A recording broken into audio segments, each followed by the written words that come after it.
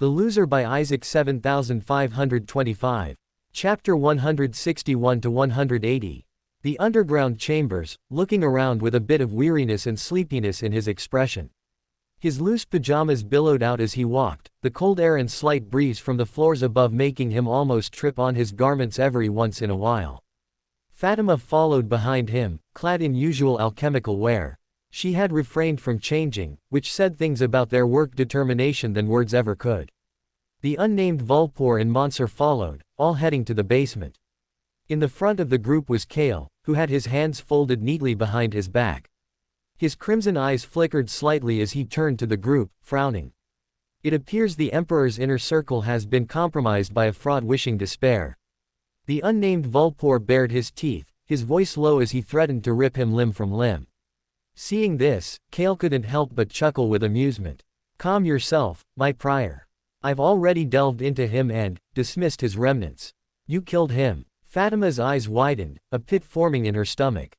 Kale nodded, a regretful sigh parting his lips as he fiddled with his fingers. It was the Emperor's words. He told me to kill him, so I did so. Kill him. Why not just banish him or send him to a punishment site? Monsieur inquired. Well, I would give context, but your civilization sounds like it just discovered the wheel. All four Vulpers stopped in their tracks, taken aback. What does that have to do with anything? Francis burst out. Kale stopped mid-step, turning back to face them again. It's too confusing for you to understand. The history you know was constructed from cowardice, built on the fear of another forest fire, more vicious humans breaking in and stealing you and your people. He walked forward, standing only a foot from the group now. Just think about what happened to your friend, Demetrius. He works under the Emperor's boot now. Before any of the Vulpers in the room could digest that statement, Kale clapped his hands 3 times and began walking again. On either end of the dimly lit chamber, they saw countless, empty cells. The only remnants of an individual that could be seen was a discarded skeleton lying slack against the wall. What is this place exactly? Monsieur asked. This is where Empress Katsuki liked to keep the people she deemed as not fit to be amongst her legion. I can remember the days I sauntered down here, reveling in the screams and cries for mercy. They had all attempted to siege the throne, to claim power, or assassinate her. The Vulpers behind Kale all fell silent, expressions gradually furrowing as they gazed at the large number of cells. If all of them had been filled at a point in time, one could say nearly the population of a small town tried to overthrow her. Sounds like a lot of people didn't like her, Francis commented, shivering to himself. It wasn't due to the actual temperature, but the sheer thought and existential horror of being locked up like this. It was dark down here, freezing, barren, who knows how and if food circulated.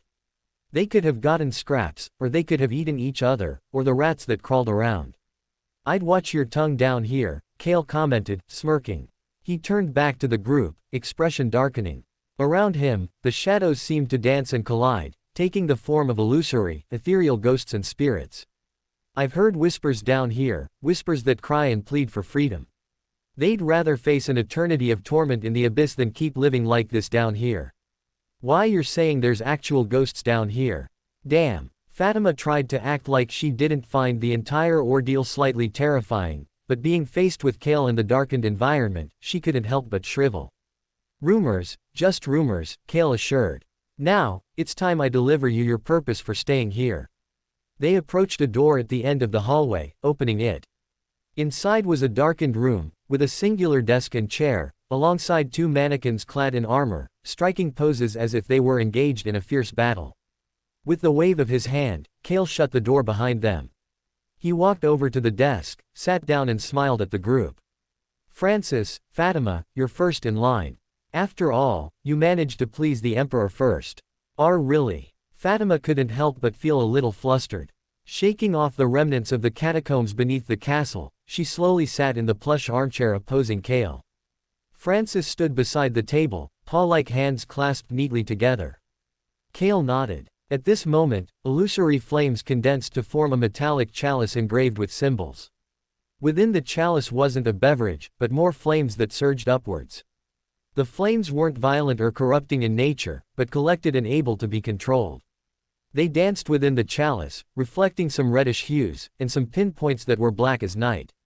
What's that? Francis habitually took a step back, tail flaring up like a defensive cat. Cale sighed, rolling his eyes. This is what I call a bestowment chalice. It's used to make deals, contracts, and other things as such. So, it's a fancy pen of sorts. Cale grumbled, nodding. Yes, one could say that. Then where do I write with it? There's gotta be something I can sign with. Where do I gotta sign? Francis suddenly burst open with questions. Silence, tail back. Cale's voice suddenly emerged, dual tone, making the entire room shake slightly. An indescribable sense of fear suddenly coursed over Francis, making the Vulpor step back, ears and tail twitching violently. Sorry. It's fine, rushing is a fool's gambit. Cale accepted the apology, his formal demeanor returning as swiftly as it left. Anyways, you won't actually sign anything tangible, but pledge your allegiance to the throne, to the cause, to the betterment of the world. As Cale spoke, his fingers drifted in circles above the flames. His whispers seemed to ripple the fire within the cup, having it circle and spout upwards into a tangible pillar that erected to the ceiling. The bestowment chalice began to shake and tremble, humming softly. Francis and Fatima, do you solely pledge your allegiance to the cause, to the holy betterment, to the world that you strive to help? The two twins exchanged a worried glance, one shoving each other towards the fire, urging them to touch it first. Cale huffed, rolling his eyes in tangible annoyance. Will one of you step forward, or should I force your head into the flames? This remark shot through the twins like a serum of death. Fatima, in a flurry, extended her paw-like hand into the fire, wincing as it stung her skin. After a few moments, accompanied by Cale's signal, she removed it. Francis moved forward, rolling up his sleeves and sticking his hand into the flames. Cale's signal was given, and he removed his hand. The unnamed Vulpor and Monsieur followed, receiving their fiery blessings. When they all looked at their palms, they noticed a strange-looking symbol etched into their flesh. What's this? Francis asked, showing his palm to Cale. The man suddenly smirked, flicking his wrist. At this moment, all four Vulpers let out grunts of pain as they collapsed to the ground, writhing, faces contorting with pain as the sigils burnt and glowed with a fiery, crimson red. A sizzling energy emitted from the sigil coursing through the veins of the Vulpers. Their eyes, previously a myriad of colors, were tinged with red. In unison, all of the Vulpers stood up, bowing to Cale in unison. The will shall be done. Hearing this, Cale sighed softly, dismissing them. Francis and Fatima departed back to their lab, while the unnamed Vulpor and Monsieur retreated back to their quarters. At this moment, the door opened again. Felonius, clad in a silk robe, entered the room and sat down. His gaze lingered on the fleeting images of his fellow species before speaking. You had a meeting with them, I presume. Cale nodded, flicking his wrist, causing the bestowment chalice to dissipate into crimson flames. I tutored them for a short while. I'll be dispatching them to Seraphis Kingdom in 2 days. 2 days, already? Shouldn't there be additional preparations? Felonius asked with bewilderment. The elven man shook his head. All the discussion has been made in this room. They're going back to the quarters to either rest or continue, if those ghastly twins even sleep. Francis and Fatima. They're quite the restless bunch. They're annoying, Cale retorted, snorting as he chuckled. Felonius suddenly pointed to the area where the chalice once sat, arching an eyebrow. Were you drinking just now? Shouldn't you be attending a charity meeting? A meeting? Cale suddenly gazed down at his pocket watch. At this ungodly hour? The white-haired Vulpor nodded. They're waiting for you. Before Felonius stood to leave, he paused for a beat, his nose twitching as he sniffed the air. I smell flames. Flames? Cale asked, a sense of genuine curiosity and slight concern in his voice. Felonius's brows furrowed for a second, but his expression suddenly relaxed as he headed to the door. Perhaps the Radican wine is taking such an effect now. Radican berries. The stuff humans can't eat. Cale folded one hand over the other. Yes, though, I'm sure you can eat it. Felonius replied. See if those twins can genetically alter them, Seraphis Kingdom will love them. Felonius dug into the pockets of his robe in an almost mocking way, scoffing. I have none on me. Cale fell silent for a moment, leaning back in his chair. If you can't find them, journey back to your kingdom and get some more. But, before Felonius could protest, Cale clenched his fist, causing Felonius to collapse to the floor, writhing and contorting in pain as his veins began to glow with a crimson color, ebbing with palpable malevolence. His eyes glazed over with a slight crimson. Will, I apologize. Felonius scurried up, almost running on all fours as he hurried down the narrow, darkened chambers. The sun shining on my face was enough to wake me up. When I sat up in my bed, tiredly rubbing my eyes, I felt as if the energy from my body had been sapped away even after resting. It was like the bed itself drained energy rather than giving energy following a good night's sleep. Letting out a low, haggardly groan, I remembered the instructions documented by Cale in his journal, but I shrugged them off. Heading downstairs to the first floor of the safe house, I approached the counter on the far end beside the fireplace, plucking an apple from a fruit basket and taking a crisp bite. Like the other fruits from the market, it was juicier and more vibrant than any other fruit I had tasted before. Now even the genetic modifications exhibited back in my town of Japan could cultivate something this ripe. At this moment, I turned around and saw a woman with crimson hair tied into 2 ponytails that draped to her shoulders. She was clad in eerily casual attire for the time of morning, rubbing her eyes as she descended the staircase. The woman paused for a beat, glancing at me before smiling warmly. "Good morning, I presume you slept well." I nodded, replying as I bit into the apple again.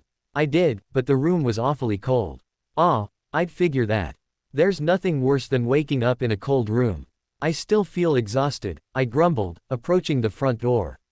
The woman with ponytails watched me for a few silent seconds before saying, "Where are you going? The morning is new and most of the village hasn't woken up yet."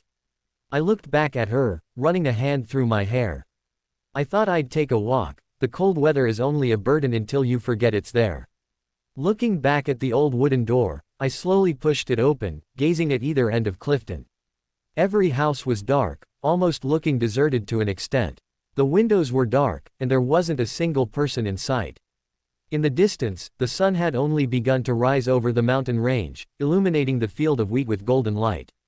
I tucked one hand into my pocket, walking along the field as I ran my other hand along the wheat, the texture and sensation somewhat satisfying. The air around me smelt moist and earthy, the wood from the forest, the snow meddling with the dirt and plants that managed to grow, and the fruits that lay in the gardens nearby. Overall, it was somewhat peaceful here, and I felt my heart ache upon having to leave this place so quickly. I'd only been here a single night, but my friends needed me right now. Looking back at Clifton, the village remained shrouded in an inscrutable silence, complemented by the distant calling of birds as they graced the horizon, soaring low enough to pluck a field mouse amongst the uncountable amount of wheat plants. The silence was peaceful, but at the same time, it was dangerous. If I do go through with this, how could I get back quicker? Can't you do that portal thingy you did back during the blood moon? I turned to face the umbrage, who idly stood at the edge of the village. The figure draped in an illusory cloak remained silent. That is a possibility, but at the same time, it's a lot more dangerous and exerting considering you're not entirely human anymore. Not entirely human, I repeated under my breath, letting the words sink in.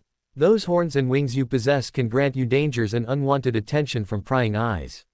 From what I understand, that feat you managed to pull off during the blood moon was something mostly incapable to other seekers. I knew that to an extent.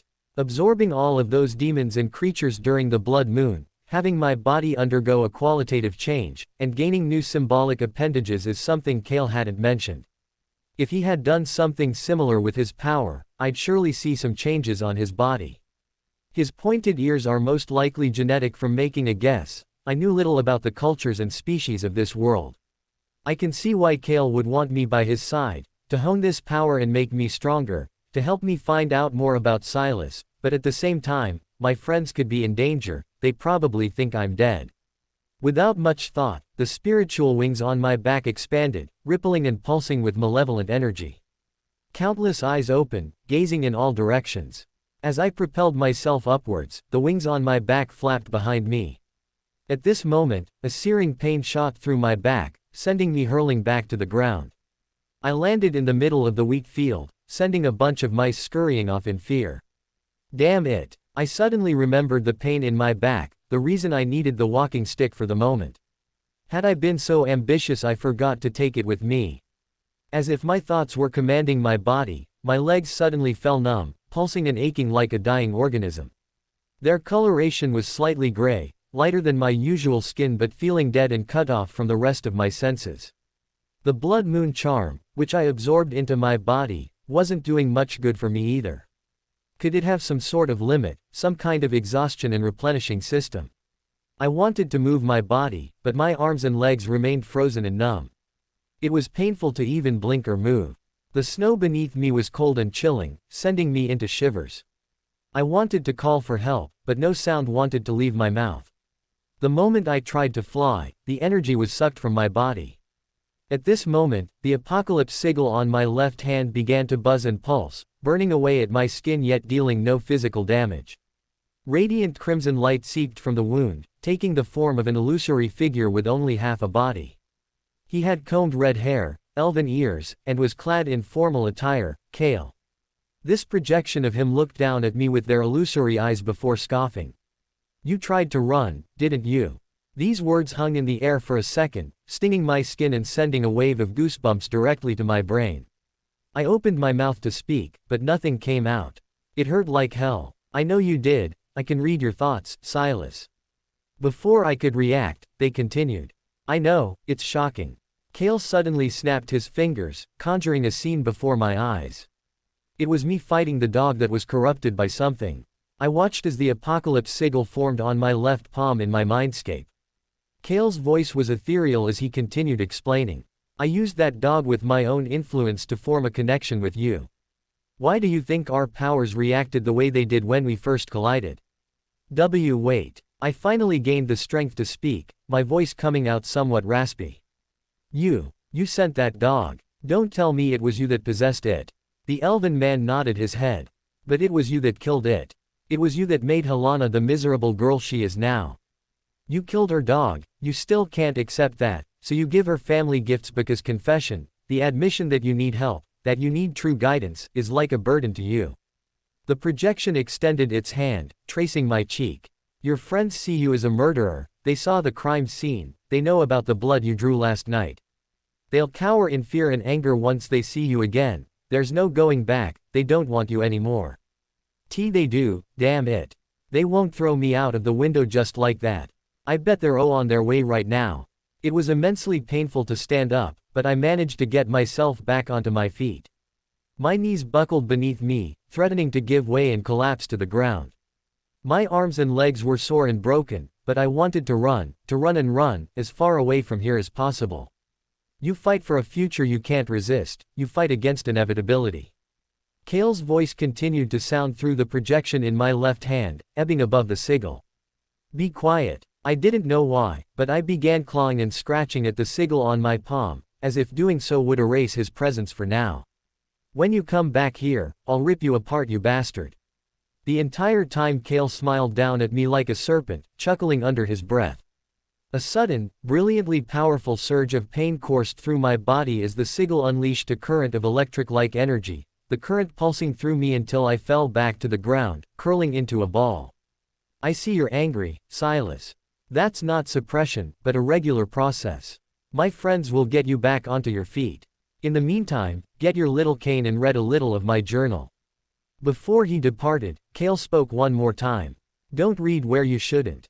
As the illusory projection faded completely, the umbrage manifested on the edge of the field, looking at me. They extended their bony hand, conjuring the walking stick Kale had made for me. "You're tired and beaten, Isaac, you should rest, your body needs it." I stumbled my way to the edge of the field, reclaiming the walking stick with trembling hands. My eyes glanced one more time at the forest where I could have ran away, where I could have gone back, but Kale doesn't want that. He's stronger than me, more powerful than me. I said it myself that I'd oppose the gods so I could get home and see everyone again, but God forbid they got to me first. "Are the gods watching me or something?" I asked, looking towards the umbrage. The figure, clad in dark robes, fell silent for a moment before responding in an ethereal voice. "I wouldn't say that's true. The deities are beings of unfathomable power, they wouldn't waste their time on a singular organism who doesn't like them. But I'm different," I groaned, flopping back on the bed. "I'm not from here, I randomly opened a portal and sapped all my friends here alongside me. Now, I'm a wanted criminal for shit I didn't even do. My friends are either worried sick or have forgotten about me, and I can't go back because of that bastard, Kale. If being brutally honest, your struggles are infinitesimal in the gazes of the deities. They've lived for tens of thousands of years, I've seen them firsthand. Saw them firsthand. Are you really that old? I shot up, a wave of curiosity pulling me in like a tidal wave. Ancient is a better term for it. Old is a deprecating, mortal phrase, it's disrespectful. The umbrage's voice lowered, yet it carried no malice. Sorry, I flushed, rubbing the back of my neck with my right hand. I read through Kale's journal, and it contains mentions of this time scrawled within its pages. Kale is also old, but he hasn't come into contact with a deity before. Instead, he dwelled in a time where beings of power, like angels and demigods, roamed the world, seeking power, conquering civilizations, and waging war. The umbrage paused, a bony hand covering the leather journal. Of course, you mustn't read it until it's time. Information about even angels can be deadly if handed to the wrong person. Kale never stated what I should and shouldn't read, right? I slowly reached for the journal, blowing the dust off. The umbrage looked at me in silence for about 2 to 3 seconds before scoffing. You're a seeker, you must learn restraint. Knowledge killed the curious cat that wandered too far into scripture. As the umbrage's form turned illusory, fading away, I was left alone sitting on the bed, the sun now high outside, signaling that the rest of Clifton was to wake up in a short time. Looking down at Kale's journal, I felt my stomach twist to an extent. This was the readings, teachings, and documentation of the man who was closest to me right now. He took me from Seraphis the moment I felt vulnerable, sheltered me and gave me food and clothes, and now I can't leave because of what he put on my left palm. At this moment, I couldn't tell if he was holding me captive or attempting to protect me. After all, he was the only other apocalypse pathway seeker I've met in all of my time here. I feel like he should have installed some kind of mystical bookmark, I mused to myself, turning to the first page. I felt a small shiver the moment I read the first entry. Kale Cavendish, entry 1 out of an uncountable number. The date is one I do not know, nor do I care whence this publication graces new eyes. All I know is that if the wrong reader is to find this, I'd know of it. Anyways, the day is hot, the sun a scorching constant blazing behind light, thin clouds. I had just consumed a Doomweaver potion, and my spirituality has taken quite the toll both physically and mentally. I may not have gained physical prowess or the strength to rip apart mountains like he can, but one must follow in his footsteps. After all, he is the closest thing to divinity I've met so far. My eyes widened after reading the entry. This entry was dated back to when Kale first consumed his own Doomweaver potion, which I had taken about 2 weeks to digest. Though, I mostly felt it digest the moment the blood moon concluded and the mass of spirits had been absorbed into my body. It was a loophole in a destined system, wreaking havoc on those who were already evil, helping me digest my potion without a human toll. One thing that particularly caught my eye was the capitalization of specific pronouns like, he. From the bits and pieces of knowledge I can recall regarding things I've learned across life, a capitalized pronoun could either be some unorthodox form of diction, a spelling or grammar mistake, or a salutation used to address a god of deity. Could it be that Kale had actually made contact with a deity? Knock, knock, knock. I heard 3 knocks on my door in quick succession, rousing me from the journal. I quickly tucked it under my pillow, making my way to the door and opening it. Before me, I saw a woman with red hair, crimson eyes, and wearing casual attire. It was the same woman from this morning. I'd recommend you hurry, the day will get older, and so will you. Her tone was no nonsense, but her expression was calm and placid like a lake of crystalline, untouched water.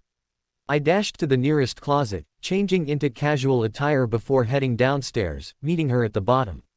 Beside her stood other people, including Arden and a few other charity members. The woman folded her arms over her chest and sighed. "You may address me as Krilla Cavendish," she announced, pointing to herself. "This is Arden Stone, who you talked to last night." Arden, wearing a vest and undershirt, smiled at me and clicked his tongue. Krilla pointed to the last person to her right, a man about my height with eye bags, short blonde hair, and a pair of goggles obscuring his eyes. His face was painted lightly with freckles, and a prominent scar flowed up his cheek, pausing jaggedly below his left eyelid. This is Cosette, a famous alchemist in this village, one who wants to help us with this mission. A mission, to where? I looked outside, noticing that some people of Clifton had emerged, moving through the streets. We'll be heading into the forest to gather a few ingredients for our next charity project. Our advisor, and leader of this group, Cale Cavendish, commissioned someone to visit a neighboring empire and picked up a few people he thought would help us further. Suddenly, a man of tall stature, ice blue eyes, a pale and gaunt face, and clad in formal attire, walked over to us. He had been sitting at the bar, sipping a glass of reddish water. Krilla abruptly cleared her throat, smiling. I forgot to announce the arrival of our vice president, head minister of growth and development. He's second only to Cale, and he will help us run operations around here until we can move to taller peaks, bigger kingdoms, and fuel economic and social prosperity for everyone. I'm flattered, really, he said in a low, charismatic tone as he sauntered over, holding the glass of slightly red water. He held it up to me, shaking it so the ice cubes would jingle around and clank against the glass. This is like a drug to us, care to sample some? I shook my head, taking a step back. I already had something to eat. Well then, the luxury of a good drink is only for those who are smart enough to claim it early. He paused for a moment, smiling. Since my name has more syllables than your average headline, you can address me as Ice Eyes. Ice Eyes. I repeated the nickname under my breath, noticing its stark unprofessionalism. As if sensing my confusion, the taller man laughed out loud. Shocked, aren't you? I'd rather not be looked at like an individual who needs people to fear him. I crave intimacy, personal relations with those who I interact with. He suddenly extended a hand, grabbing my wrist and giving it a faint squeeze. It was tight, bordering on uncomfortable to an extent. When Ice Eyes smiled at me, I could see his teeth, half of them were golden. Feel free to tell me when we're leaving. Now, Krilla announced, nodding her head. Really now? I tugged my arm out of Ice Eyes' grip, the taller man resting his hand at his side. I exchanged another glance with the three of them, who were all looking at me. Ice Eyes was also looking in my direction, his face slightly heated. His breathing slowly grew more ragged as he took a step back, returning to his drink. As he took a sip, his hands trembled. Watching this man move so raggedly all of a sudden took me aback. My gaze shifted to Krilla, whispering, "Is he all right?" Krilla nodded. Within that drink is a stimulant used to keep his senses in check. I assume you're acquainted with the drug as well. Didn't Cale give it to you as a gift? He did, but I have no reason to use drugs. I recalled the numerous vials of powder within the wooden box. Ice Eyes had most likely drugged his water to keep himself from doing or saying something. Well, you may be soon. We're having a gathering tonight amongst the townspeople for the annual Flamesrite Passage. Flamesrite Passage. I arched an eyebrow, my lips parting slightly. You'll learn later, we have ingredients to collect. Krilla reached into her pocket, handing me a small list of ingredients for me to collect alongside the group. Beside the list were intricate sketches of what they looked like. The sketches were colored so we could distinguish them from the other foliage. All right, lead the way. This was a good way to distract myself from my earlier thoughts. Even if I was trapped here for the most part, I still had the smallest sliver of hope that my friends were out looking for me. Olivia and Aaron had stayed the night at the nearest medical facility. Apparently, Aaron had received a concussion from falling backwards and hitting his head. What sparked the most discussion was his sudden mental changes. Within the medical facility, Aaron lay on his bed, slowly breathing in and out. Bandages had been wrapped around his head. At his side was Olivia, who gazed at him with concern. How are you feeling? Her voice came out almost maternal. Aaron slowly let out a low sigh, replying with a twitching tone. It hurts, all of it. What hurts? Olivia's voice grew sharper, her expression hardening a little. The man chuckled breathlessly, rolling over a little in his bed. Nothing with my body, at least that I know of. My heart hurts, all of it. Your heart. Olivia fell silent, looking at Aaron for a few more seconds. The man on the bed blinked slowly before closing his eyes, his chest continually rising and falling. He's really gone. Olivia instantly knew who he was referring to. With much pity, she replied. We don't know yet. If we don't get much information soon, we'll surely head out and search wider than this kingdom. How's Shinso holding up? Olivia looked down with her grayish-blue eyes, her bottom lip twitching. I don't know, I only heard information from Aizawa in small bursts. Apparently he isn't doing too well, but he's getting counseling from Mr. Ryujin. That's good, Aaron replied with a smile. Although, this smile quickly faded away. I had Isaac make a promise to me, that he'd protect those who he cared about. I hope he didn't break it, I see a lot of that damn kid in me. Aaron shifted his gaze to the nearest window, where the sun filtered in freely. He tried to stand up, but the constant pounding in his head obstructed much movement in general. Aaron's wrinkled fists clenched into the sheets of his bed, trembling inscrutably. After my mother died, I found myself in a similar predicament as him. I was lost, tired, alone, and troubled. Soon, after finding the love of my life, the darkness around me faded away, and I found myself happy again. He paused for a moment, lips parting a little. Isabella was sickly and ill only a few months after meeting her. I watched her die with my own 2 eyes, the life left her eyes like I had sucked it out of them by staring. Olivia listened, not interrupting his prattle. How long has it been since then? Aaron looked back at her, his eyes almost glazed over with bitter nostalgia. It's been almost 30 years. Isaiah, when he too was alive, was the only other thing keeping me running. Along the way I also found Oboro, taking him under my wing. At this moment, the door opened. Oboro, clad in casual attire and a small hat, walked into the room. He removed his hat and hung it on the nearest rack, approaching the bed and sitting beside Olivia. How are you holding up, kid? Aaron was the first to speak. Before Oboro could reply, another figure entered the room. It was a nurse. She walked to Aaron's side with a piece of paper in hand, jotting down notes as she analyzed his condition.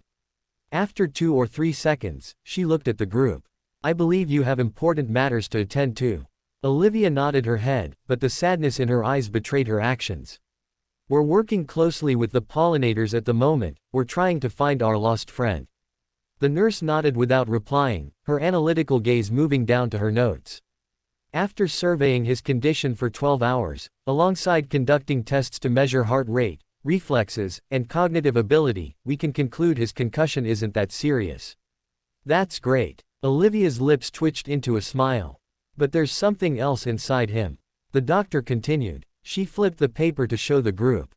On the paper was a singular line that jutted up and down in a symmetrical pattern.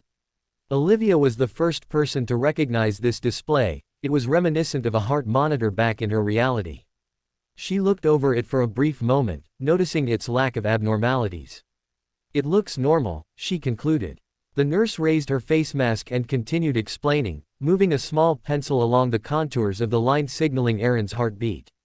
His heart rate is at normal pace, but its power and energy is beyond what we originally perceived. It requires a lot more energy to pump blood through his body. His body is working in quasi-overtime to compensate for the mental and physical stress. Additionally, we'll need to hold him here for a while longer to properly analyze his condition. Are there any other issues? Olivia asked. The nurse fell quiet for a moment before replying. Whilst you took breaks whilst staying the night, we began to conduct tests with him. We drew blood from his body, a specific vein to his heart, hoping to gather more intelligence using pollinator-infused medical technology. She chuckled softly, as if trying to lighten the atmosphere. And no, plants won't grow within his body. That issue was dealt with 30 years before this technology improved. All right. Olivia nodded her head, palpably taken aback by the statement. She looked to the door, making a conclusion. I figure we should leave now. The nurse nodded again. You should, he needs rest. All right. Olivia and Oboro both stood up, making their way to the door. After they left the room and made their way down the halls, they met up with Aizawa and Damien, who stood near the entrance of the medical facility. What happened in there? Aizawa immediately pressed Olivia and Oboro, hoping for answers. Seeing the presence of both of the boys, Olivia was taken aback. You came. Damien nodded. Aizawa was worried about Aaron. He couldn't leave me alone back at the apartment, so he took me along with him. Couldn't Catherine and Carter have watched you? Olivia arched an eyebrow. At this moment, Aizawa sighed. Their judicial proceedings with the pollinators are scheduled later today, so they're on house arrest until further notice. Last night was an exception. I heard what happened last night. Shouldn't you guys be wanted too for what you did to that platoon? Oboro, who had remained silent, spoke up. Aizawa shook his head, sighing self-deprecatingly. After the altercation at Tavaran's, we talked with Captain Silas and then his mistress, formulating a plan together. Using their pacifism, if we find Isaac, we can take him back here and plead for his innocence. Ah, quite smart, Olivia couldn't help but smile. But if Isaac really is a villain, he'd be locked up or executed, Damien said, looking down at the floor. Shinso also returned last night. He said he'd be fighting for Catherine and Carter's freedom. Aizawa's voice lowered, carrying a bit of uncertainty. Isn't he just a teenager? Shouldn't that be in the hands of an adult? Oboro asked. I'm guessing the pollinators allowed it. After all, he is a member within their ranks. Aizawa continued. It doesn't sound very logical, but we could twist it to our advantage. Aizawa suddenly looked up, a small smile forming on his face. Shinso filled me in a little regarding his pathway. It gives him heightened intelligence and enhanced social perception. That sounds like cheating. Wouldn't the pollinators not want such a thing in the courthouse? Aaron once said what one cannot see can be either their greatest ally or their worst enemy. Using that logic, perhaps they're relying on Shinso's skills to make the best deduction possible. Damn, that's genius. Olivia couldn't help but scoff. At this moment, she chuckled. Perhaps if we do find him, or he comes back to us, Shinso's enhanced skills can help us fight for his freedom. Everyone in the group exchanged glances, nodding in unison. The bell tower outside erupted with sudden chiming, signaling midday. This caught everyone's attention. When's the first proceeding? Oboro asked. 3 p.m. Aizawa replied, looking down at his pocket watch. He turned to Damien. I pray to whatever gods exist that you can sit still for a few hours while we watch. Damien nodded, puffing his cheeks out like a toddler. Don't underestimate my boredom, I'll be asleep before it begins. The deeper me and the team moved into the forest, the darker the surroundings seemed to get. The trees overhead were a makeshift blanket, obscuring parts of the sun that filtered through the thin, spider-like branches. Beside me, Krilla, Cosette, and Arden moved through the forest, all looking amongst the foliage. Kanpoi flowers, rare and delicate. They often thrive in dark places. Cosette said in an analytical tone, lowering his goggles. He suddenly knelt down, rolling over a log that lay on the forest floor. Underneath it were a few holes where ground-dwelling arthropods would bury, but there was no sight of the flowers. He groaned in annoyance, rolling it back over. I think they'd be crushed under there. I approached Cosette, crossing my arms. And who are you to assume evolution isn't a constant? Cosette looked at me, brows furrowing. I'm not, but I'm just saying that was a possibility. Look, in the darker spots light caves or in the hollows of trees. I turned around, walking over to a cluster of trees in the east side of the forest, peering into the hollows of one. My eyes widened the moment I saw a small cluster of crimson-colored flowers hiding within. They smelt bitter, like a cleaning solution or wormwood. Extending a hand, I plucked it from the ground. See, I smiled, looking back at him. Cosette's expression was filled with shock as he raised his goggles. You knew exactly where they were. I shook my head, chuckling self-deprecatingly. I'm too dumb for that. It was a lucky guess. Though, you reached into the tree without fear of getting bitten or scratched by a nesting animal. I suddenly recalled an incident back in my home reality. When I was reading at the park one day, I heard a meow above my head. When I looked up, I saw that a cat had been stuck in a tree. It was terrified. Originally, I was always scared of heights, but that was the day I overcame my fear to climb up and get it.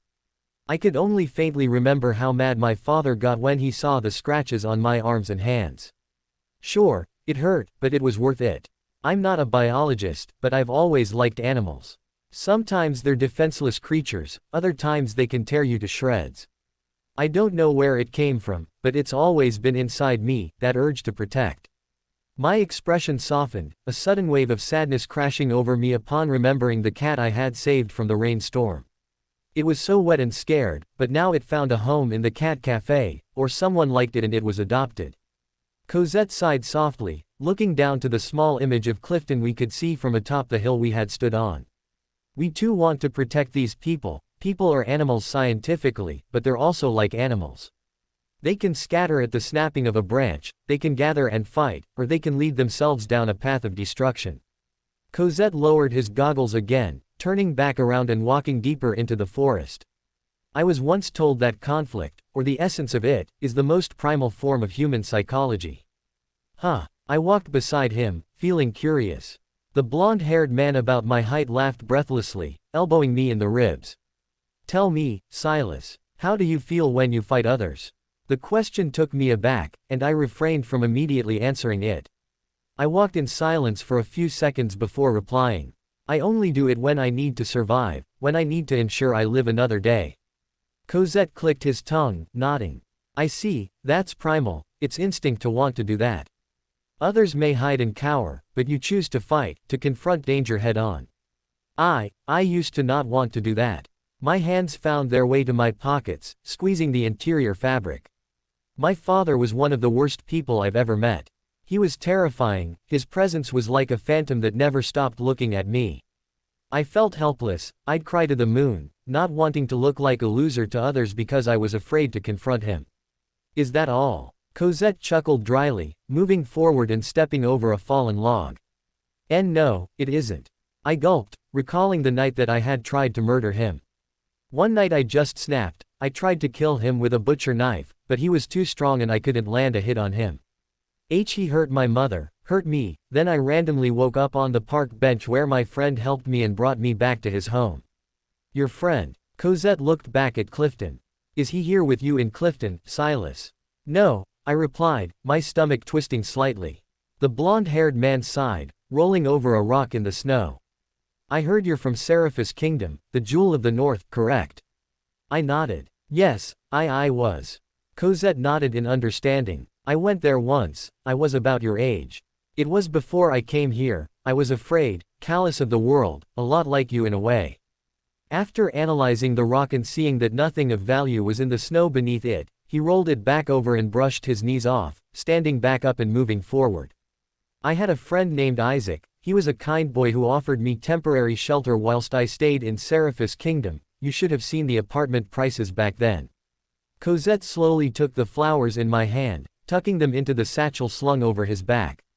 When I told him I'd come to Clifton for an affordable life, he offered to come with me. But, he paused mid-step, fist clenching around the cold air of the hilltop, as if wanting to suffocate us both. He never came, he had laughed with me, we played cards together, and I had eaten with his family. But he broke his promise, like a damn liar, a damn fool condemned to rich living city life. Cosette looked back at me, his eyes filled to the brim with irrefutable pity. To walk to Clifton from here is manageable if you rent a carriage. If your friend was wise, they would have taken that option and surely came looking for you. After all, this is among the nearest towns from Seraphis. Maybe he's on his way right now. I replied, feeling a little warmth in my body. Cosette shook his head. I'd have to say they aren't coming for you. We would have received intelligence of a vehicle within a few miles from our position. What if he's running on foot like a lunatic? The possibility of Shinso running here was a far stretch, but something told me he'd want to do such a thing. When we first kissed under the moonlight, first confessed our actual feelings, and when guilt and trauma were gone for just a moment, I saw everything about him in his eyes. He would run many miles to protect those who he cares about.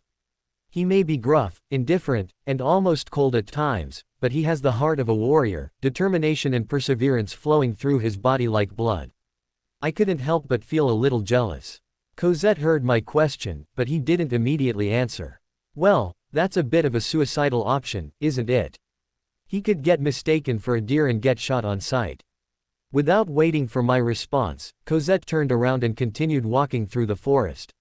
Since your friend isn't coming for you, make one here. The children love to play, they have full stomachs, and the sun never truly stops shining upon Clifton. He suddenly spun in a circle, flopping back into the snow with a spalt. Cosette laughed under his breath. If you are to truly begin anew and forget the old, the dreary, you have to just toss it away and make new friends, make new memories. Kale. Cosette looked up at me, flaring his lips. Kale. Has he already told you that? I nodded, leaning on my walking stick. He's already begun to fill my head with those thoughts. He makes it sound awful what I'm doing, it's more despair than comfort. That's because Kale doesn't have fun, bud. Cosette suddenly reached beside him, fisting the snow into a ball which he threw at the back of my head. What the? I turned around, looking down at him with a slight scowl. "Warn me next time." The blonde-haired man leapt back to his feet, chuckling to himself. With a sudden thrust, he grabbed the tree branch above him, propelling himself upwards, landing on it with precision. Cosette moved almost like an ape, falling backwards and hooking his legs around the branch to ensure he wouldn't fall. "Are you that much of a baby if you can't take a snowball to the head? Please, be grateful I didn't mix ice inside it." He extended his hand, pointing to the snow beneath him. It was the spot he had made a snowball out of. "Remember when I asked you a few minutes ago about fighting?" I nodded, easily recalling the interaction. "Yes, I do." "Well," Cosette flipped down from the tree, rolling to his feet as he quickly made another snowball, hurling it at my chest. I dodged the attack, arching to the side. Again." Cosette nodded, throwing a few snowballs up and down in his arms. "You gonna fight, or you gonna hide away?" My lips curled into a faint smile as I reacted quickly, kneeling down and bunching a snowball, hurling it at Cosette. It landed him square in the face, catching him off guard. He stumbled back, adjusting his goggles. "Huh, nice shot." In the middle of his compliment, he beelined 2 snowballs at me, which I managed to dodge in time. I rolled back, making 2 more with which I returned my fire with. They hit Cosette in the chest like white, powdery explosions. Instead of immediate retaliation, the blonde-haired man laughed out loud. "Fighting isn't always shedding blood or doing something bad. This is a fight, too, doesn't it feel good?" He spread his arms, dropping the snowballs to the ground. They disappeared into the snow beneath our boots as if they had never existed. Tell me, wasn't that nice? I fell quiet for a moment, my heart still racing with excitement. That snowball fight, whilst short, was also intense and driven. I had hit Cosette a few times, and he returned the favor. He had riled me up, and I retaliated with snowballs. It was a fight, a fun one to say the least. The apocalypse sigil on my palm began to buzz softly, ebbing with a crimson light. This sensation wasn't painful or burning, but it felt nice. Usually when I used my abilities, the sigil would react with burning and pain. But now, after that snowball fight, it reacted with pleasure. I knew the sigil, and my powers, had sentience to an extent. Back at the medical facility with Damien, Ruth, Daisy, and Oscar, after I had given them food, the pathway reacted negatively and had me vomiting in the toilet. There were a few other times the pathway had reacted, but I never truly knew if it was that sentience to an extent or just my inner thoughts manifesting. It was, yeah. I chuckled, smiling. Cosette laughed, turning around and running deeper into the forest. "If we don't gather everything quicker, we'll be late for the Flamesrite passage." They had mentioned that back in the safe house, but I still didn't have context on what it was. I felt the inclination to ask, an urge that quickly bubbled to the surface. "What's that? Someone mentioned it earlier." Cosette leapt over a log as he replied in a hurried tone. "It's a ritual held every so often to connect us with the deity we worship, which the entirety of Clifton worships. He likes offerings for his grace and glory, and we like to please him and keep him happy." "Who do you guys worship?" My question was cut short as the umbrage abruptly manifested, an illusory tendril of energy covering my mouth. "It's not time yet, Isaac." I looked back at the enigmatic figure, scoffing behind the bonds. "Cosette will think I'm crazy if I'm talking to no one, let me go." The umbrage huffed, releasing the bonds over my mouth. "If you do ask about anything related to deities without proper guidance and protection, you will lose control and go mad easier." I watched as they disappeared into the trees, their form turning illusory as they slithered away like a black snake of energy. "Why comin'?" Cosette's voice pierced the atmosphere, startling me a little. I looked back to him, nodding casually in an attempt to deter the previous interaction. "Why yeah, I'm coming." I hurried up, running beside him as we made our way deeper into the forest. Welcome to Fanfic Audiobook, your go-to place for immersive audiobooks.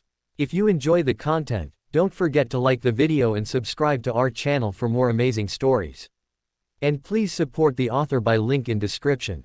As the sun reached its peak in the sky, everyone made their way to the courthouse in succession. Among the crowd was Olivia, Aizawa, and Oboro. Earlier, the group had made arrangements in advance, with Mr. Ryujin vying to watch Damien for the afternoon, taking the 10-year-old for a leisurely afternoon snack. He would also monitor Ayumi's condition. Other figures in the crowd included nobles, investors, and other figures of prestige within the kingdom. Seeing this, Aizawa's brows furrowed.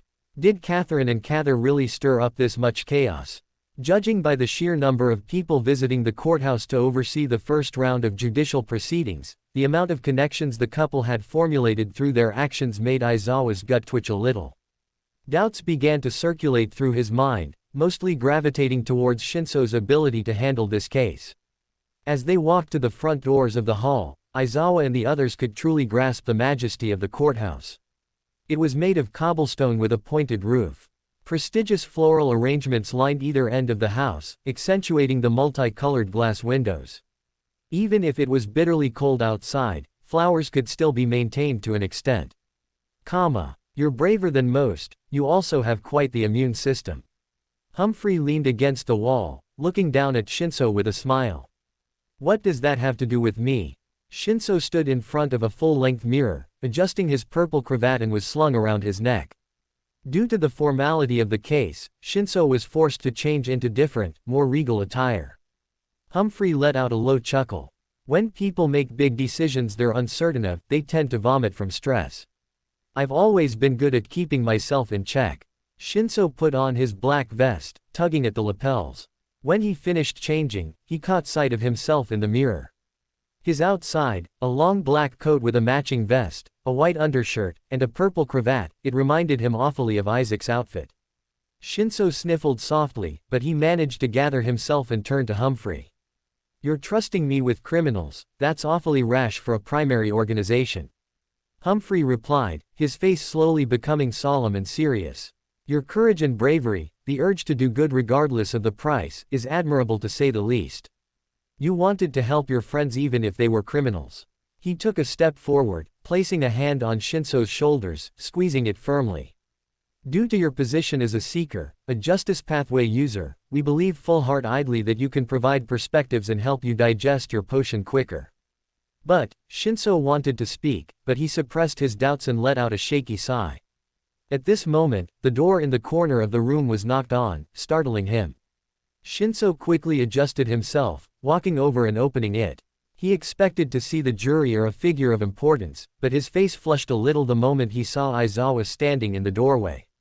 His crimson eyes fixated on Shinso. Are you feeling all right? This is quite the task. Shinso ran a hand through his neatly combed hair, which usually was messed into tufts.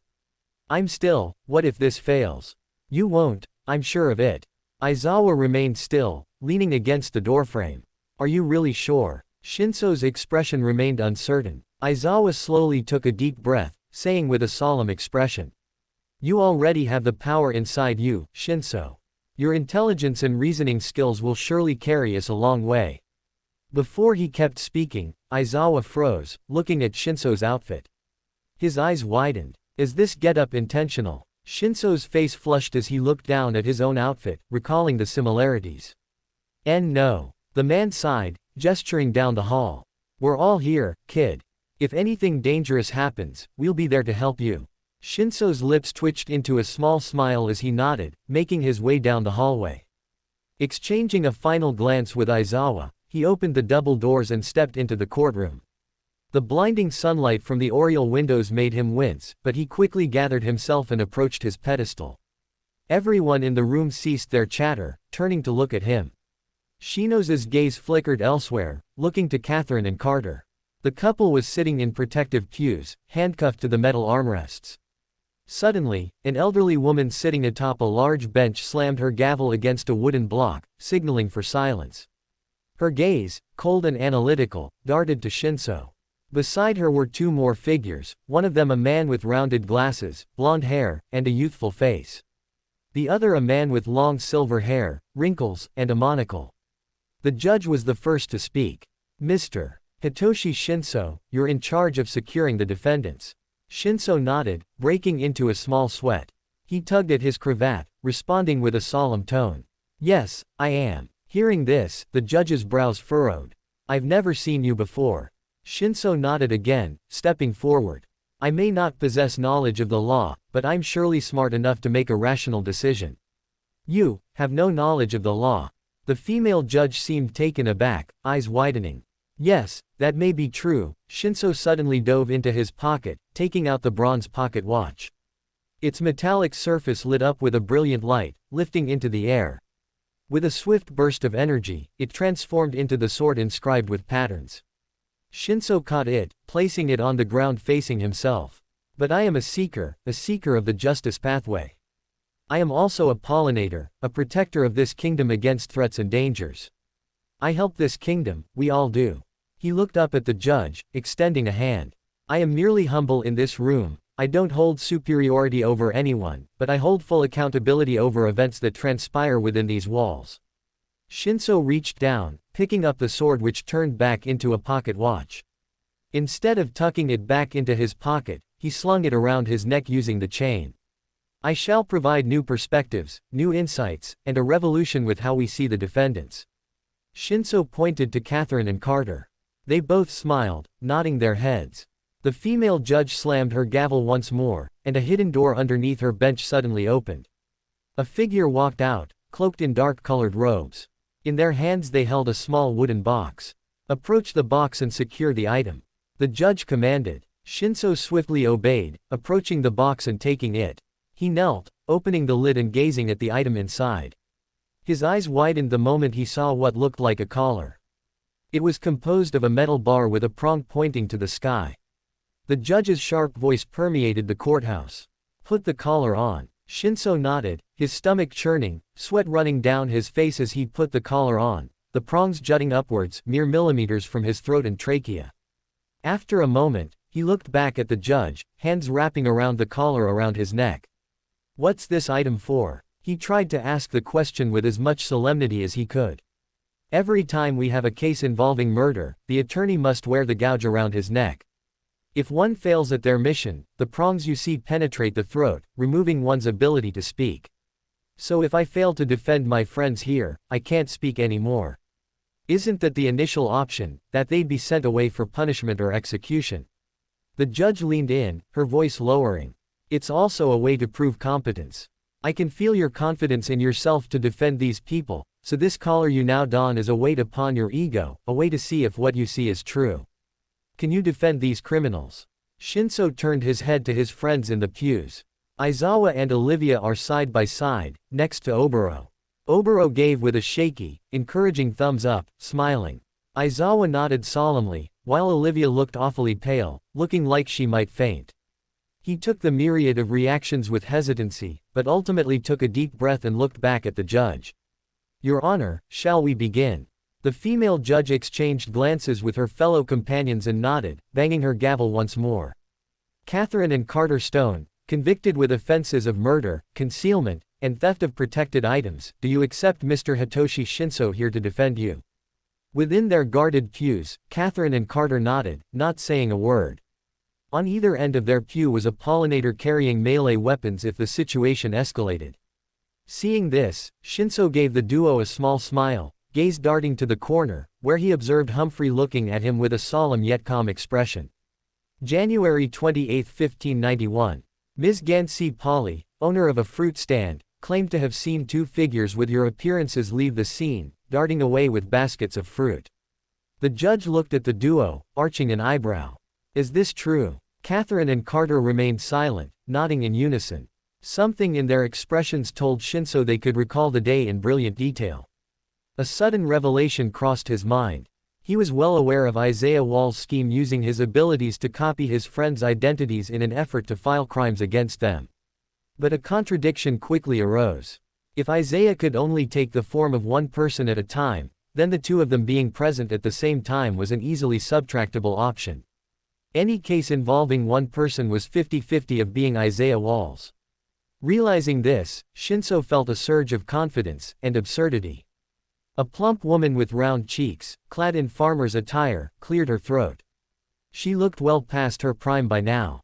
I remember the day as clearly as I remember my husband's affair with our servant. They came to my fruit stand in a flash, snatching fruits and darting away like it was a leisurely stroll. I filed a claim to the authorities giving appearances from what I could remember, but in the end, the pollinators could never track them. But Humphrey entered the scene, approaching a table positioned in the center of the room. He dug into his pocket, taking out 2 photos. We have photos of 2 people with similar appearances. They were grainy in quality, but they showcased 2 figures. The first was a woman with light-colored hair, a monocle on her eye, and clad in more gentlemanly attire. The other was a man with medium-length hair that almost obscured his eyes. His clothing emanated an aura of normalcy. Shinso recalled the photos vividly. From everything that had transpired in the past month, alongside the deduction of the photos being taken in separate locations at separate times, it was most likely Isaiah Walls in the photos. It sounds like you're questioning my eyesight. Ms. Gonsi barked, fists clenching. Humphrey shook his head. These are the only lead photos we could gather, they were taken a while ago. How long ago? The woman continued. About a year ago, Humphrey replied. At this moment, Shinso stepped forward, looking at the judges above him. Permission to speak. The judge nodded without saying a word. Without wasting any time, Shinso approached the 2 photos on the table, looking back at Catherine and Carter as he held them up. You explicitly stated you have no idea who these people are, even if they look like you. Catherine nodded. We don't. But after receiving information, we can verify that due to the circumstances of the photos and their locations, the 2 of those individuals were never present together. What are you rambling about? The long-haired judge inquired, arching an eyebrow. Shinso suddenly pointed into the crowd, directly at Aizawa. I believe he can give further information.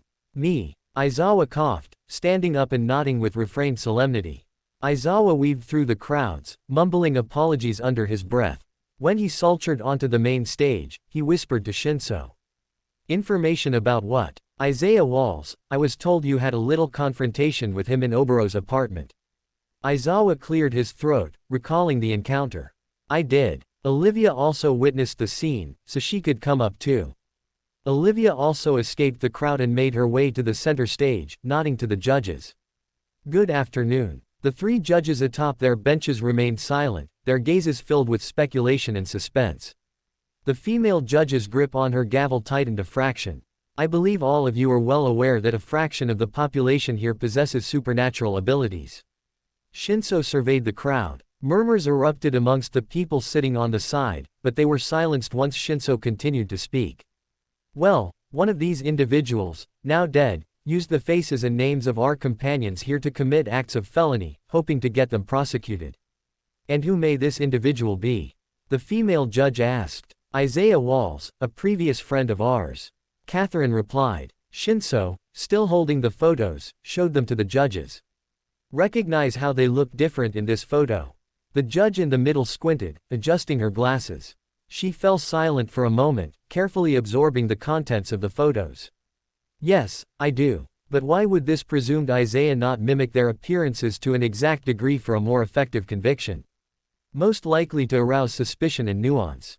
Olivia stepped forward. If these photos were taken a year ago, then that opens countless doors of possibility. Isaiah's motives could have dug deeper, adding complexity to this case on purpose. He could have done this to prompt the idea that Catherine and Carter had undergone personal changes in appearance to avoid detection.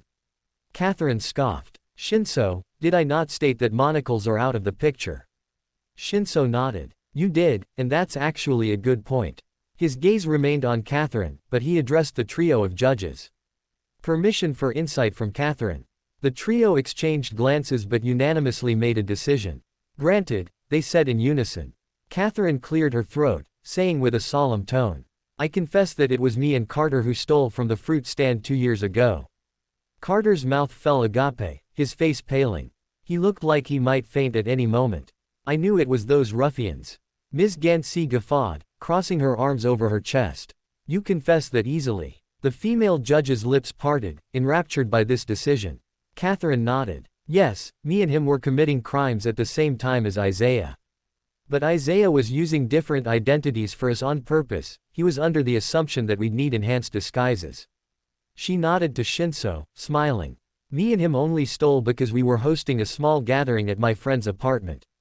Additionally, we had spent all of our funds earlier that day on silverware and culinary props. Shinso fell silent for a moment, brows furrowing a millimeter. Do you have proof of these transactions? Back at my house, I keep everything I purchase in case something like this were to happen. Catherine clicked her tongue, smiling.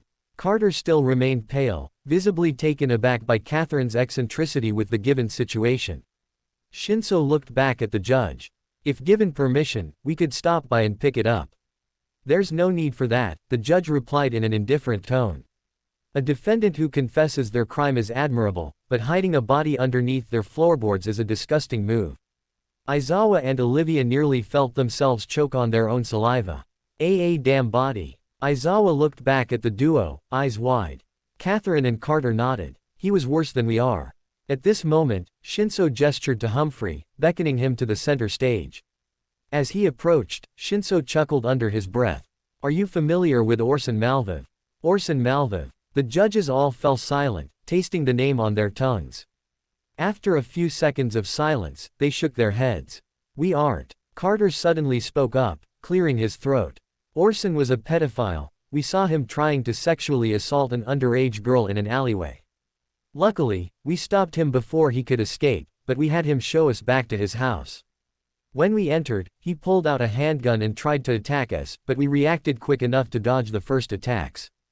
Catherine interjected. I incapacitated him, but apparently my blow was so hard it killed him. So, you didn't mean to kill him. Shinso looked back at the duo, arching an eyebrow. The couple nodded. We intended to disarm him and hand him over to the authorities, but we ended up panicking and disposed of his body under the floor. Why not in a dumpster, or even a graveyard? Carter gulped, letting out a trembling sigh. We might have been a little drunk. But that means you would have remembered about it later and didn't do anything else with the body. Hearing this, both Catherine and Carter froze. Shinso pressed further. Why keep the body under the floorboards? Neither Catherine or Carter could start the sentence. At this moment, the door opened. Captain Silas and his platoon walked in. He immediately looked in the direction of Olivia, Aizawa, Shinso, Catherine, and Carter. He cleared his throat. I apologize for this interruption, but there's some evidence I'd like to file for. What are you doing here? Humphrey walked over to Captain Silas, but was quickly shoved aside. Last night, everyone except that purple-haired boy assaulted my platoon when we attempted to apprehend a dangerous criminal. He pointed in their direction, face contorting with anger. They're working with criminals, and they're defending their own kind. A myriad of whispers and murmurs erupted in the courtroom. Aizawa and Olivia paled, while Catherine and Carter looked unable to speak. Shinso stormed over to Captain Silas, puzzled and worried. What are you talking about? Captain Silas looked down at Shinso, scoffing. Stay out of this, boy. I was in charge of defending. With a sudden thrust, Captain Silas grabbed the device around Shinso's neck, fingers millimeters from the twitch used to impale his vocal cords. Do you want to lose your ability to speak? He leaned in, breath hot against Shinso's ears. Shinso's face paled as he gulped. Let go of me. Hey, let go of him, you bastard. Aizawa stormed over, illusory energy transforming into his spiritual binding cloth. The pollinators around Captain Silas all drew their guns, aiming them directly at Aizawa. Upon realizing his precarious situation, he lowered his weapon and snarled. Let go of him, now, he repeated, his voice dangerously low. Captain Silas let go of Shinso, lightly shoving the boy backwards. Aizawa reached to catch him, helping Shinso regain his balance. The sudden banging of the gavel against the wooden block echoed through the courtroom, startling everyone. Order! The pollinators all lowered their weapons, stepping back. Captain Silas folded his arms over his chest. One within our own ranks working with criminals. I allowed this to happen. We're a pacifist organization, we don't attack unless we need to. Humphrey stormed forward. You allowed this ruffian to defend criminals in court. Are you an animal just like them? Humphrey fell silent, looking to the floor. His fists clenched at his sides, trembling slightly. I want to protect everybody here, I'm a nuanced person. You were probably thrilled to hear that the old captain died, and you were jumping for joy when you were promoted. Sacrilege! Captain Silas barked. He turned to the judges, snarling. Do you see this impurity displayed before your eyes of grandeur? One who defends the peace, defending those who attempt to disrupt it. This court session has come to an end. The female judge slammed her gavel once more, signaling for everyone to leave. Before she left the house, she looked back at all of them. Take Catherine and Carter back to the corrective house, as for all of you. Before she could answer, her eyes suddenly glazed over with purple as she took a step back. A figure walked into sight, clad in all black attire, had bushy ears and a tail. Who the hell? Captain Silas couldn't finish his sentence, taken aback by the figure's unorthodox appearance. I don't have a name, the unnamed Vulpor replied, jumping down from the benches, landing on the hard floor with a silent thud. But I am here to help all of you. Everyone in the courtroom, including Shinso, gazed at the unfamiliar figure. They were all equally taken aback by this sudden development. The man with ears and a tail suddenly pointed to Catherine and Carter, signaling for both of the pollinators to free them. Both of the guards paused, unwilling to follow the stranger's directions. Who the hell are you to give orders to my men? Captain Silas approached the taller humanoid. The fox-like man looked back at him, humming under his breath. I'm someone that follows through. He suddenly snapped his fingers, causing a small torrent of purple energy to swirl from his fingertips, coiling around the foreheads of the pollinators standing beside Catherine and Carter's containment block. The two guards moved almost monotonously, undoing the restraints and allowing the duo to leave. Catherine and Carter stepped out, twisting their wrists and adjusting to the unfamiliar sensation of being freed. Captain Silas's brows twitched. You can't just. I can and I will, the fox-like man responded, his voice low like an earthquake. I'll ask you this again, who are you and why the hell did you barge in here freeing everyone? Captain Silas assertively stepped forward, grabbing the sleeve of the man's loose black robe. The fox-like man tugged his sleeve away, taking a short step back and brushing himself off. I'm an agent of the Kachin Empire, dispatched here by the Emperor's inner circle to help keep things tame here. Our previous ambassador was executed for sabotage, so me and my accomplices will be helping people here. There was an ambassador here. Humphrey raised an eyebrow. You didn't know. Strange. The man with ears and a tail walked to the pair of side doors, pushing them open. He turned back to the group, signaling for them to follow him. We have important business to attend to. As we headed back to Clifton carrying the rest of the ingredients, everyone swiftly approached us and took them away. Instead of fighting it, they let it happen. What? They know what to do already. Cosette turned to me, smiling. I paused for a beat before asking a question. How long have you been here for, all of you guys? We've resided in Clifton for about 3 weeks now, and we hold this gathering once a week. The Flamesrite passage must be frequent if we are to please him. I knew I couldn't inquire about this figure, as the umbrage would either intervene or it would lead to corruption. Instead, I kept my mouth shut and watched everyone work. You can either accompany us back to the safe house or wander as you please, just don't run away, we'll know. Hearing this, I felt my heart tighten. Wait, did Kale tell you or something? Cosette shook his head. There's desire simmering within you. You still cling to hope, and optimism that's misplaced. He suddenly extended a hand, placing it on my shoulder. How about I get you a drink? Cosette began to lead me from the edge of the forest to the safe house that was made for the charity organization. As we entered, the main lobby was a lot more populous, but it wasn't like last night. I immediately caught sight of Ice Eyes on the far end of the bar, sipping his drink quietly. You should be preparing, Cosette cleared his throat and announced. The taller man with gaunt features froze, turning back to look at Cosette with a slightly flushed expression. His drink had been spilled across the counter, the reddish-colored water staining the wooden countertop. Yes, I should, Ice Eyes clarified as he stood up, making his way out of the bar with a slight stumble. I watched him leave, a mixture of unwelcome emotions stirring inside my mind. He's drunk, isn't he? Cosette nodded. He does that often. Isn't he here to replace Kale whilst he's gone? The blonde man didn't answer, raising his goggles as he poured me a glass of water. He reached into his pocket, taking out a small vial of crimson powder. He slipped a small amount into my beverage, sliding it in my direction. Drink up, this is the wine of the gods. Isn't this the hallucinogen I had in my kit? I pushed the glass away, revolted. Cosette replied with a smile. It's only a pinch. Did you sniff the whole bottle or something? Why do you guys have drugs to begin with? The blonde man took a sip, swallowed, and replied. For self-preservation, Silas. Self-preservation? I asked, feeling a wave of curiosity flood over me. The ice cubes in Cosette's drink bobbed around as he swirled the glass like a hypnotist, sighing longingly as he looked out the door and into the streets. It's very hard, what we do. We make the sacrifices no other would dare to make. We help those who can't help themselves. We're a charity, but also a bunch of blunt fools. So, you drink because you care. I felt my stomach coil, slightly confused by the logic Cosette was presenting. It was Cale's idea. He said that the best way to help others is to help yourself first. I nodded, slowly reaching for the drink. As I looked into the slightly red water, countless thoughts ran through my mind. I drifted to Cale's logic. If I was to help others, like my friends, I had to help myself first. If I was to cling to that sliver of hope inside me, I had to be the best person I could ever be. I remembered the time Ruth, Daisy, and Oscar all belittled me because I refused to drink alcohol.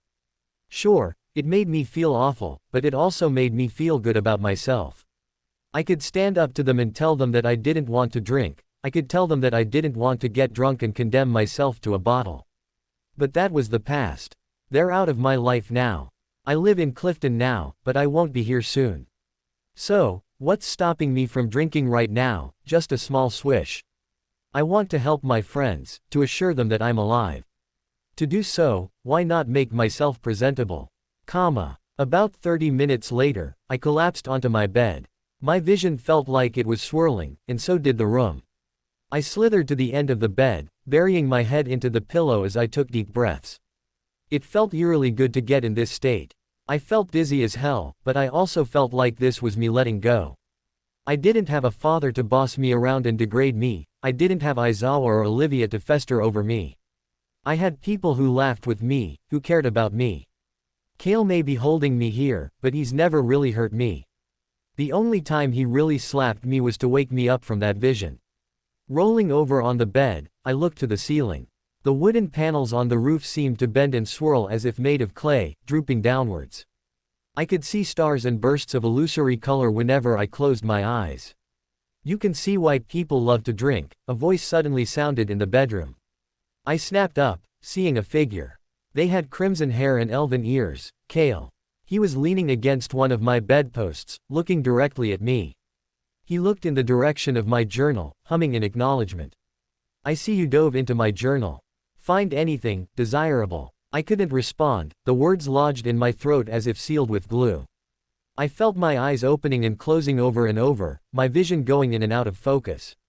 Ah, you've drunk yourself silly, how cute. Cale smirked to himself, flipping a golden coin up and down in his palm. I tried to speak, but my words came out slurred. My vision suddenly went black, and I slumped back into the pillows, habitually curling into a ball. Cale let out a low sigh as he approached the bed, placing his hand in the center of my forehead, just above my sigil. His hands gently parted my black hair, before running to my horns, tracing his hands up and down the slightly rocky appendages. I hope you'll be awake by the event tonight. It'd be a shame if you were to miss it. I rolled over in my bed, mumbling something under my breath as I pulled the sheets closer to me. Cale watched in silence, his lips twitching into a warm smile, trotting to the edge of the room. He looked back at me one more time before opening the door, leaving the room as he shut the door behind him, the lock clicking from the inside. Cale moved down the hallway like a phantom, descending the flight of the stairs and greeting Cosette, who sat at the bar sipping his drink. The duo exchanged a glance, nodding as they both said in unison, "Praise the Crimson." That night, every door in Clifton seemed to open in unison, accompanied by everyone leaving their homes and gathering in the center of the village. In their hands, they held small items intrinsic with their memories, whether important to them, symbolic to their profession, or belonging to a deceased relative. I slowly descended down the stairs of the safe house, rubbing my eyes as I stepped out into the cold. I habitually shivered for a moment, but I pulled up the coat I was wearing, ensuring I was warm enough. The blood moon charm didn't activate at this moment due to my current tiredness. It would take an immense amount of spirituality to commence with such an action upon first taking up. The snow crunched beneath my feet as I approached the center of the town, gazing upon the citizens standing in a circle, all holding miscellaneous items. At this moment, a figure parted the crowd, walking to the center of the circle and announcing in a solemn voice, "The Flamesrite passage commences now." They pulled down their hood, revealing a pair of light blue eyes, black hair, and a lean expression. It was Ice Eyes. Another figure emerged in a blaze of crimson flames. It was Cale. Strangely, he immediately looked in my direction, beckoning me to the center of the circle alongside him. I slowly walked forward, the colors and noises all somewhat blurry around me. A toast, to the crimson. Kale waved his hands, conjuring a shot glass filled with the reddish-colored water. He handed one to me, gesturing for me to drink it. Beside me, Ice took a hearty sip, smiling as he threw the shot glass to the ground, its glass body shattering and scattering small fragments everywhere. The fragments glistened in the crimson moonlight, which seemed to shine brighter tonight. Everyone else in the crowd erupted with cheers and celebration. Ice turned his head, glancing towards a father who was carrying a small sheep in his arms. It was a baby sheep, its eyes closed as it slept serenely. The god-man stepped forward, slowly taking the sheep from the farmer's grasp. The crowd all unanimously took a step back, giving the three of us room. "What are you going to do?" I asked, looking at Kale with a faint curiosity in my eyes. "The Lord demands a sacrifice." Kale's tone was indifferent as he replied, extending a hand that exploded with crimson and black flames. At this moment, the snow beneath us began to glow, passively melting away to reveal the apocalypse sigil inscribed into the dirt road beneath. Ice set the sleeping fawn in the center of the glowing sigil, kneeling beside it as he closed his eyes, humming under his breath. At the same time, the crowd walked forward, setting down their items in a circle around the sigil inscribed in the road. "The Lord maintains a connection here, he commends your selflessness. Items splayed here, artifacts of sacrifice and connection, fuel the bond between you and divinity. Let us close our eyes in prayer, as he watches us with a smile." A sudden, pressuring sensation engulfed my body, making me tense a bit. It felt as if someone had been slowly squeezing my skull with a hydraulic press. Everyone in the crowd closed their eyes, kneeling beside the sigil. "You too." Kale turned to me, nodding his head. His crimson eyes betrayed no tint of hesitation or fear within them. I hesitantly closed my eyes, taking a deep breath.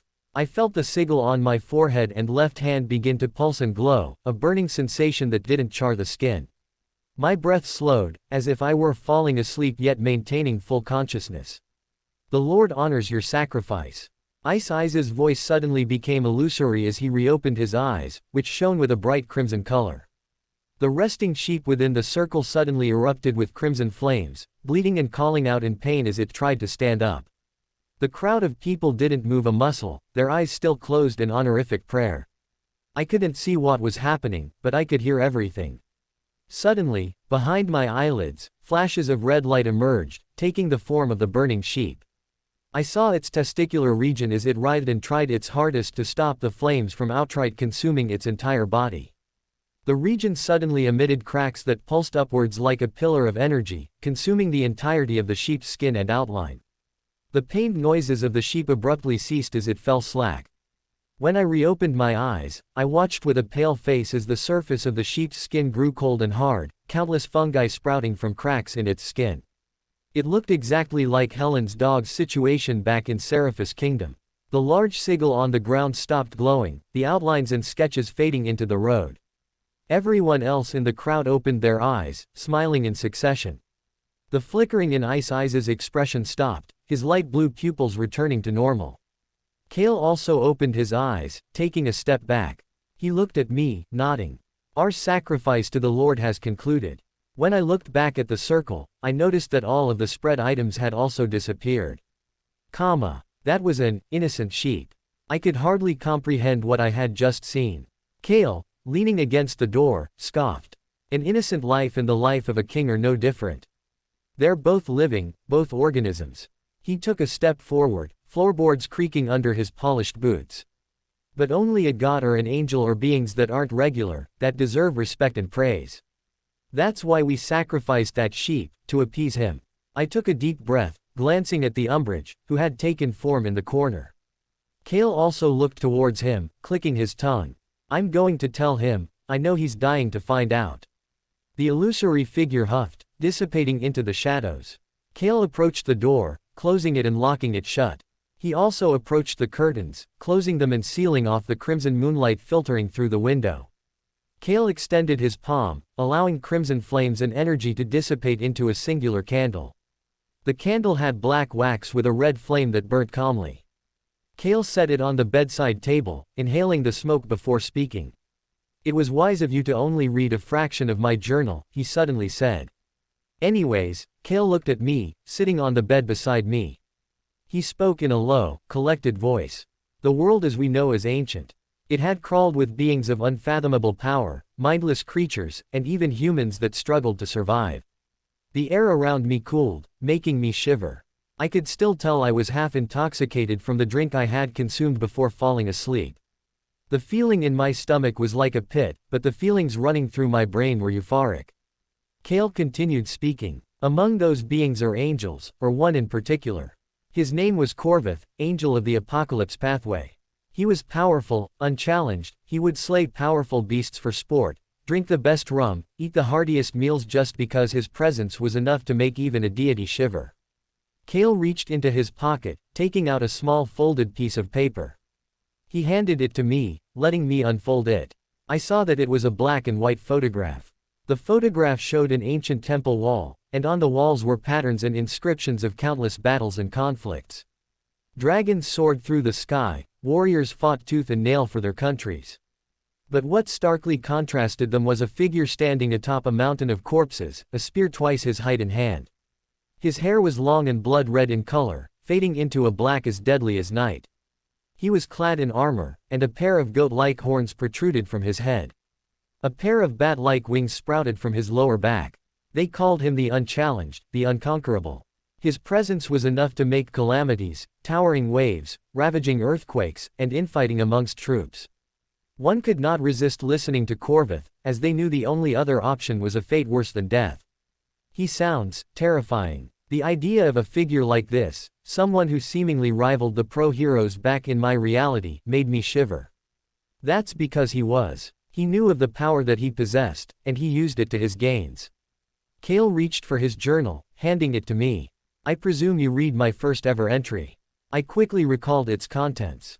Kale had described advancing to Order 9 of the Apocalypse Pathway alongside a deity he only addressed as him. At this moment, my eyes widened. Was it, Corvith, that helped you? Kale clasped his hands together, smiling. Indeed, he could be considered my mentor, he was also my father. Why your father? I felt my heart sink, feeling as if a bolt of lightning had surged over my being. Kale nodded, humming under his breath. He helped me advance to a demigod before his death in the cataclysm. I remained silent, hands clasped together with a slight tremble. I wanted to speak, but the words were stuck in my throat. After a few minutes, Kale stood up, sighing softly. We'll begin your potion digestion exercises tomorrow. Get some rest. I looked up at him, nodding slowly. The pit in my stomach remained, a constant sensation of painful pressure. I didn't know Kale was a direct descendant of such a powerful person.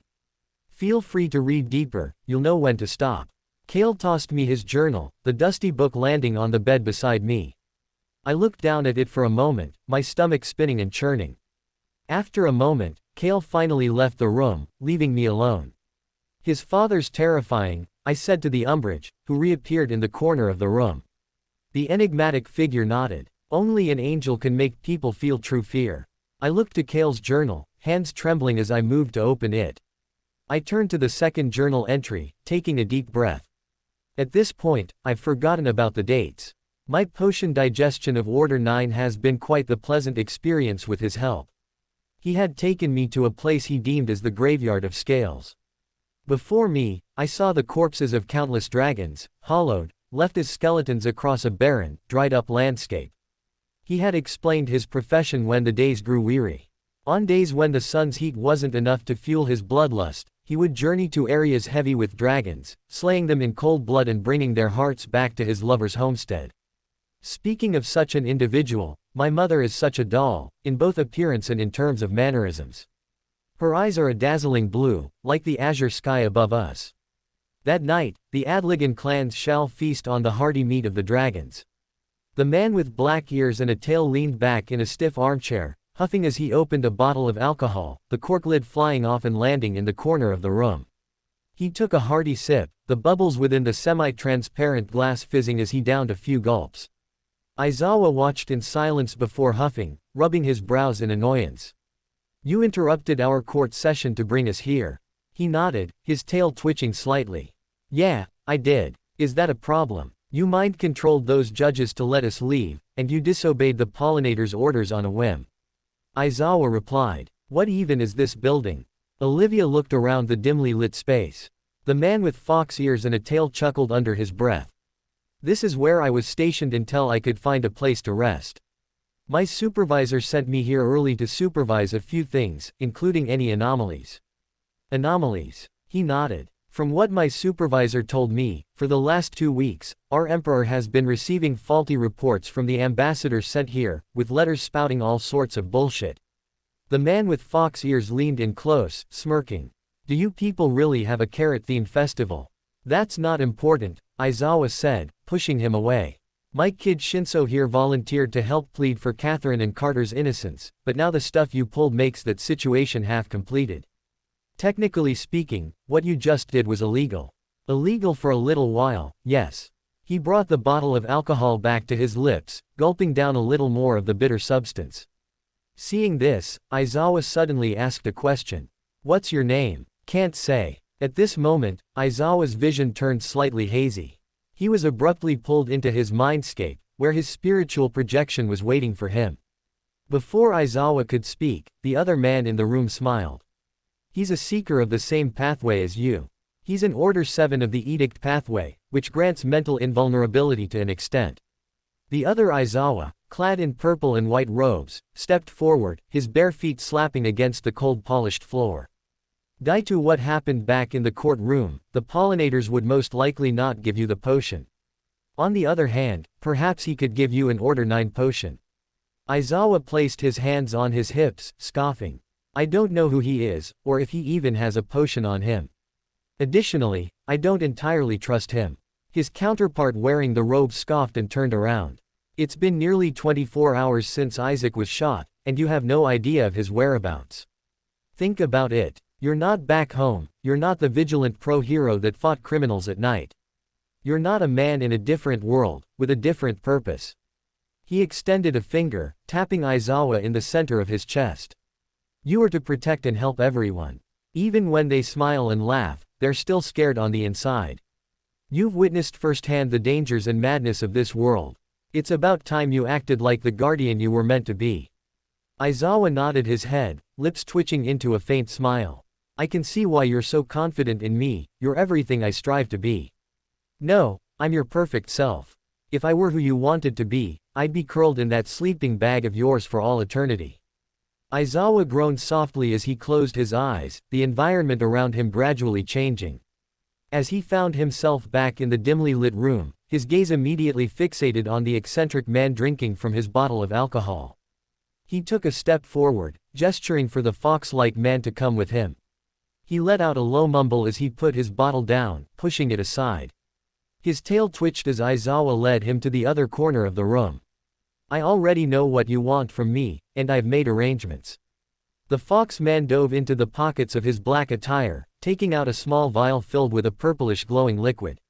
Within the liquid, fireworks of energy seemed to explode. He held the vial up, showing it to Aizawa. Order 9, Speaker. Upon consumption, you can make anyone obey you from speaking.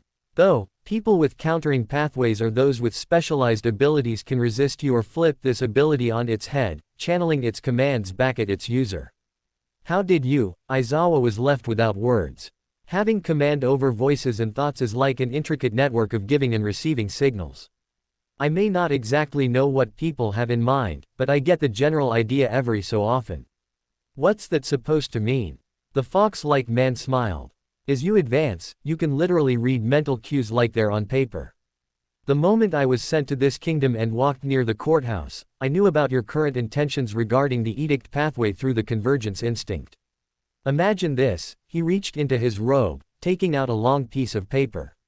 Using a piece of blackened chalk, he drew a line down the paper. Everything that happens is a linear path, and within the path is an intricate network of much smaller roads. The fox man drew lines extending from the line of chalk. The new shape seemed to resemble an organism with countless small legs, a millipede. In my culture, the entire world is carried by the world bug, Travatlan. It is said that she rides the tides of existence like a piece of driftwood, flowing endlessly down the current of inevitability. And on Earth, inevitability is a guiding force. One way or another, everything converges and splits, everything is bound by a single thread. So, you're saying an omnipotent bug led to our convergence and meeting? Aizawa couldn't help but scoff at the ridiculousness of the entire explanation. It may not be true. I've always grown up a skeptical individual. I know firsthand that everyone isn't who they appear to be at first glance. They paused for a beat before smiling. You may address me as Licezlo. Licelzo, Aizawa repeated the name under his breath. Is that a cultural thing? Carter asked, approaching them. Licelzo nodded. My name is. At this moment, Licelzo suddenly collapsed to the ground, curling into a ball as he let out almost animalistic whimpers. Ink black and crimson-colored cracks seeped from his forehead and wrists, sizzling and burning his flesh. Oh my God! Olivia took a step back, eyes widening. Aizawa frantically crouched, rolling him over. Licelzo's face was contorted with pain, eyes clenched shut and jaw tightened. Within his mind, Licelzo heard voices. Don't disobey me. You made an oath. Don't walk astray. His eyes shot open, breathing frantically as he shot to his feet, tail coiling around his legs, ears drooping into his long black hair. His eyes darted around the room, pupils slitted in a feral manner. Everyone in the room remained silent. Shinso had habitually drawn his sword of judgment, the blade flaming with orange-blue flames. His brows furrowed. What was that? He asked. Licelzo abruptly remembered Kale's interaction with him in the underground chambers of the castle, how he had taken an oath via that strange chalice-like device. He knew of Kale's power and the influence he carried, which rendered him terrified of the man's intentions if he were to walk astray. He had been given orders, and he had to obey them. He looked at Shinso, brushing his outfit off. My illness, nothing serious. An illness? Humphrey raised an eyebrow. Licelzo nodded his head, tail twitching. He looked out the door, noticing the setting sun outside. Licelzo trotted over to the door, paws clenching around the door handle. I have to leave, my apartment is a walk away from here. You're not leaving just yet. Humphrey extended a hand, small vines coiling over the doorknob to prevent escape. Licelzo took a step back from the door, snarling. What is the meaning of this? Humphrey's expression hardened, taking an assertive step forward. You can't just walk around with an illness. The last person who did that had to be hospitalized after infecting our previous captain. He should have infected that bastard too. Losalzo pointed to Captain Silas, who was leaning against the wall. Captain Silas scoffed, crossing his arms. I'm the new captain for a reason. I can take your ass back to your little tailback kingdom forever. How would you feel if we burnt your forests again, chump? Losalzo's eyes widened upon hearing this statement. Punch yourself a few times, he responded in an ethereal voice, a smirk crossing his face. Captain Silas froze for a moment, a look of speculation crossing his face. Wah! His fist suddenly made its way to his cheek, landing a heavy punch. He stumbled back, holding his cheek as he cursed under his breath. In the next second, he continued to punch himself again and again. Humphrey rushed over to Losalzo, pulling out his gun. Unbind him from whatever is happening. At this moment, Losalzo let out a low chuckle. It's strange you don't know the nature of the pathways you possess. His voice came out ethereal again as he spoke up. You all forgot I was here. The vines binding the door fell slack, wrinkling up on the ground. Losalzo observed as a wave of confusion washed over everyone in the room. Before he left, the man with ears and a tail said one final thing. You were all getting a drink, celebrating your victory at today's trial. In a nearby alleyway, Kale's figure materialized from a puff of smoke, gazing directly at Losalzo. Seeing him, the fox-like man nodded solemnly. The betterment be done. Kale nodded back. You did well. Only because it was your will, sir, Losalzo replied with a smile. Here, Kale conjured a torrent of crimson flame. The flames materialized into a large slab of hearty meat, which he threw to Losalzo's feet. A reward for your competence. Losalzo bent down, already drooling as he brought the meat to his mouth, taking a large chomp with his animalistic teeth. He bit off a large amount of meat, swallowing it. Kale walked forward, running a finger along Losalzo's cheek. The rest of your friends will be here the day after tomorrow. He nodded. The betterment be done. Kale smiled in response, disappearing into the darkness of the alleyway. A moment later, an ink-black raven emerged from the darkness, soaring high into the clouds as it disappeared behind the setting sun. Late into the night, I still found myself restless. I had closed all the curtains, dimmed the lights, and hid myself under the covers. I had tried pretty much every traditional method for falling asleep, but nothing really changed. I groaned softly as my body rolled over, facing away from the window from where the crimson moonlight filtered in through. I had stripped myself of my daily attire, opting for the soft pajamas supplied for me. They were dark red in color with black lining along the placket and collar. Their almost silky texture made the garments appear like water in the dim moonlight, every movement making the fabric crash and move like waves. "Can't you put me to sleep or something?" I complained, running my hands through my hair. The umbrage manifested in the corner, remaining silent. The figure observed me for a moment before finally speaking. "Kale's back from his errands, perhaps he can give you something." At that moment, my stomach grumbled. Hey, imagine it's milk and cookies laced with some sleep-inducing drug. That sounds like something he'd do. The door to my room suddenly opened, a thin stripe of light expanding into the room, making me wince and cover my eyes. Kale stood in the doorway, clad in a soft crimson robe. I could tell he was wearing nothing beneath the robe, his contours and muscles gaining tangibility and semblance in his silhouette. Kale stepped into the room, waving his hands to make the door close behind him. "Unfortunately, I have no depressing food." He approached the end of my bed, picking up the wooden case and showing it to me. "But you have the depressants, right? I wanted to ask why you gave us drugs to begin with. Cosette, that alchemist, told me they're for self-preservation." Hearing this, Kale clicked his tongue and smiled in approval. The chap's correct. One's self is what makes them important, preserving that sense of self is even more important. He opened the hinged lid of the wooden box, tossing me the vial of bluish powder. "You can mix that in with water, it works like a charm." Thanks. I set the vial on the bedside table, sinking into the sheets. "Though, something tells me you're not here to give me a sleeping prescription." The elven mad hummed in acknowledgement. "You're right, I'm not." Kale dove into his bag, taking out a small book made of leather. It didn't resemble his journal, it had an entirely different feel to it. He opened the book, flipping to a specific page. A pair of circular golden glasses manifested on the bridge of his nose as he began to read slowly. "In a castle beyond the plains of old." "What are you doing?" I scoffed, resting an arm behind my head. "Reading me a bedtime story or something." "You didn't let me finish, but if you insist on less elementary literature." Kale's tongue dove out in concentration as he flipped through the pages of the book, landing on a specific tale. "Every tale in this book means something.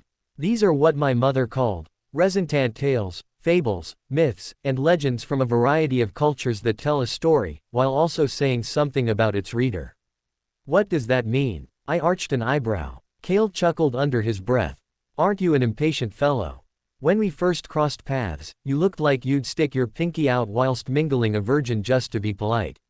Why the hell would you use that as an example?" My cheeks noticeably flushed, the thought of such a thing prompting unwanted thoughts into my mind. From what I've seen, all boys like you crave a woman's affection. Isn't that right, Silas?" Upon taking in my silence, Kale huffed. "Let us begin then." He sat down on the edge of the bed, reading in a prophetic tone. "The Boy Who Was Stoned, author, unknown." Kale paused before announcing the author, as if highlighting the ambiguity of the text's origin. And no, he didn't get intoxicated, he was stoned to death by his village. After clarifying that, Kale cleared his throat and began to read. "It is said that those who seek trouble always receive it, whether through another troublemaker, a scolding or punishment, or being forgotten by the world. I've seen a group of children who loved to cause chaos and do harm to others just because they wanted to. Like the Virgin Rebecca, whom I swore made a toad explode on the river bed by stepping on its cranium. When the village found out, she was only confined to her room for 3 hours at most, with her dinner being slid under her door. The next one, a short boy with freckles whom I remember to be Simon, was found guilty of stealing his father's tools to mingle with his friends. Whilst the original act was juvenile, gouging out your friend's left eye over a simple debate wasn't. For this, he was hung from his feet above the bell tower for 3 merciless hours." Kale continued reading, a smile gradually forming on his face. The final lad, the tallest boy in the village, the one everyone knew for his pettiness, was named Edgar. Everyone hated him, for he had done the worst thing of all. I felt my heart tighten, fingers habitually coiling around the blankets beneath me. Cale glanced at me for a moment. Edgar had stolen a loaf from the soup kitchen to feed his little sister. What? I was at a loss for words, mouth agape. I ran back on the crimes of the other children in the story, noticing a palpable contradiction. Noticing my current state, Cale chuckled as he continued reading. When the village questioned him, Edgar's lips remained sealed. He said a witch cast a spell on his mouth to never utter the truth. If you cared to pay attention, you would have noticed certain conditions and actions that led to immediate outcomes.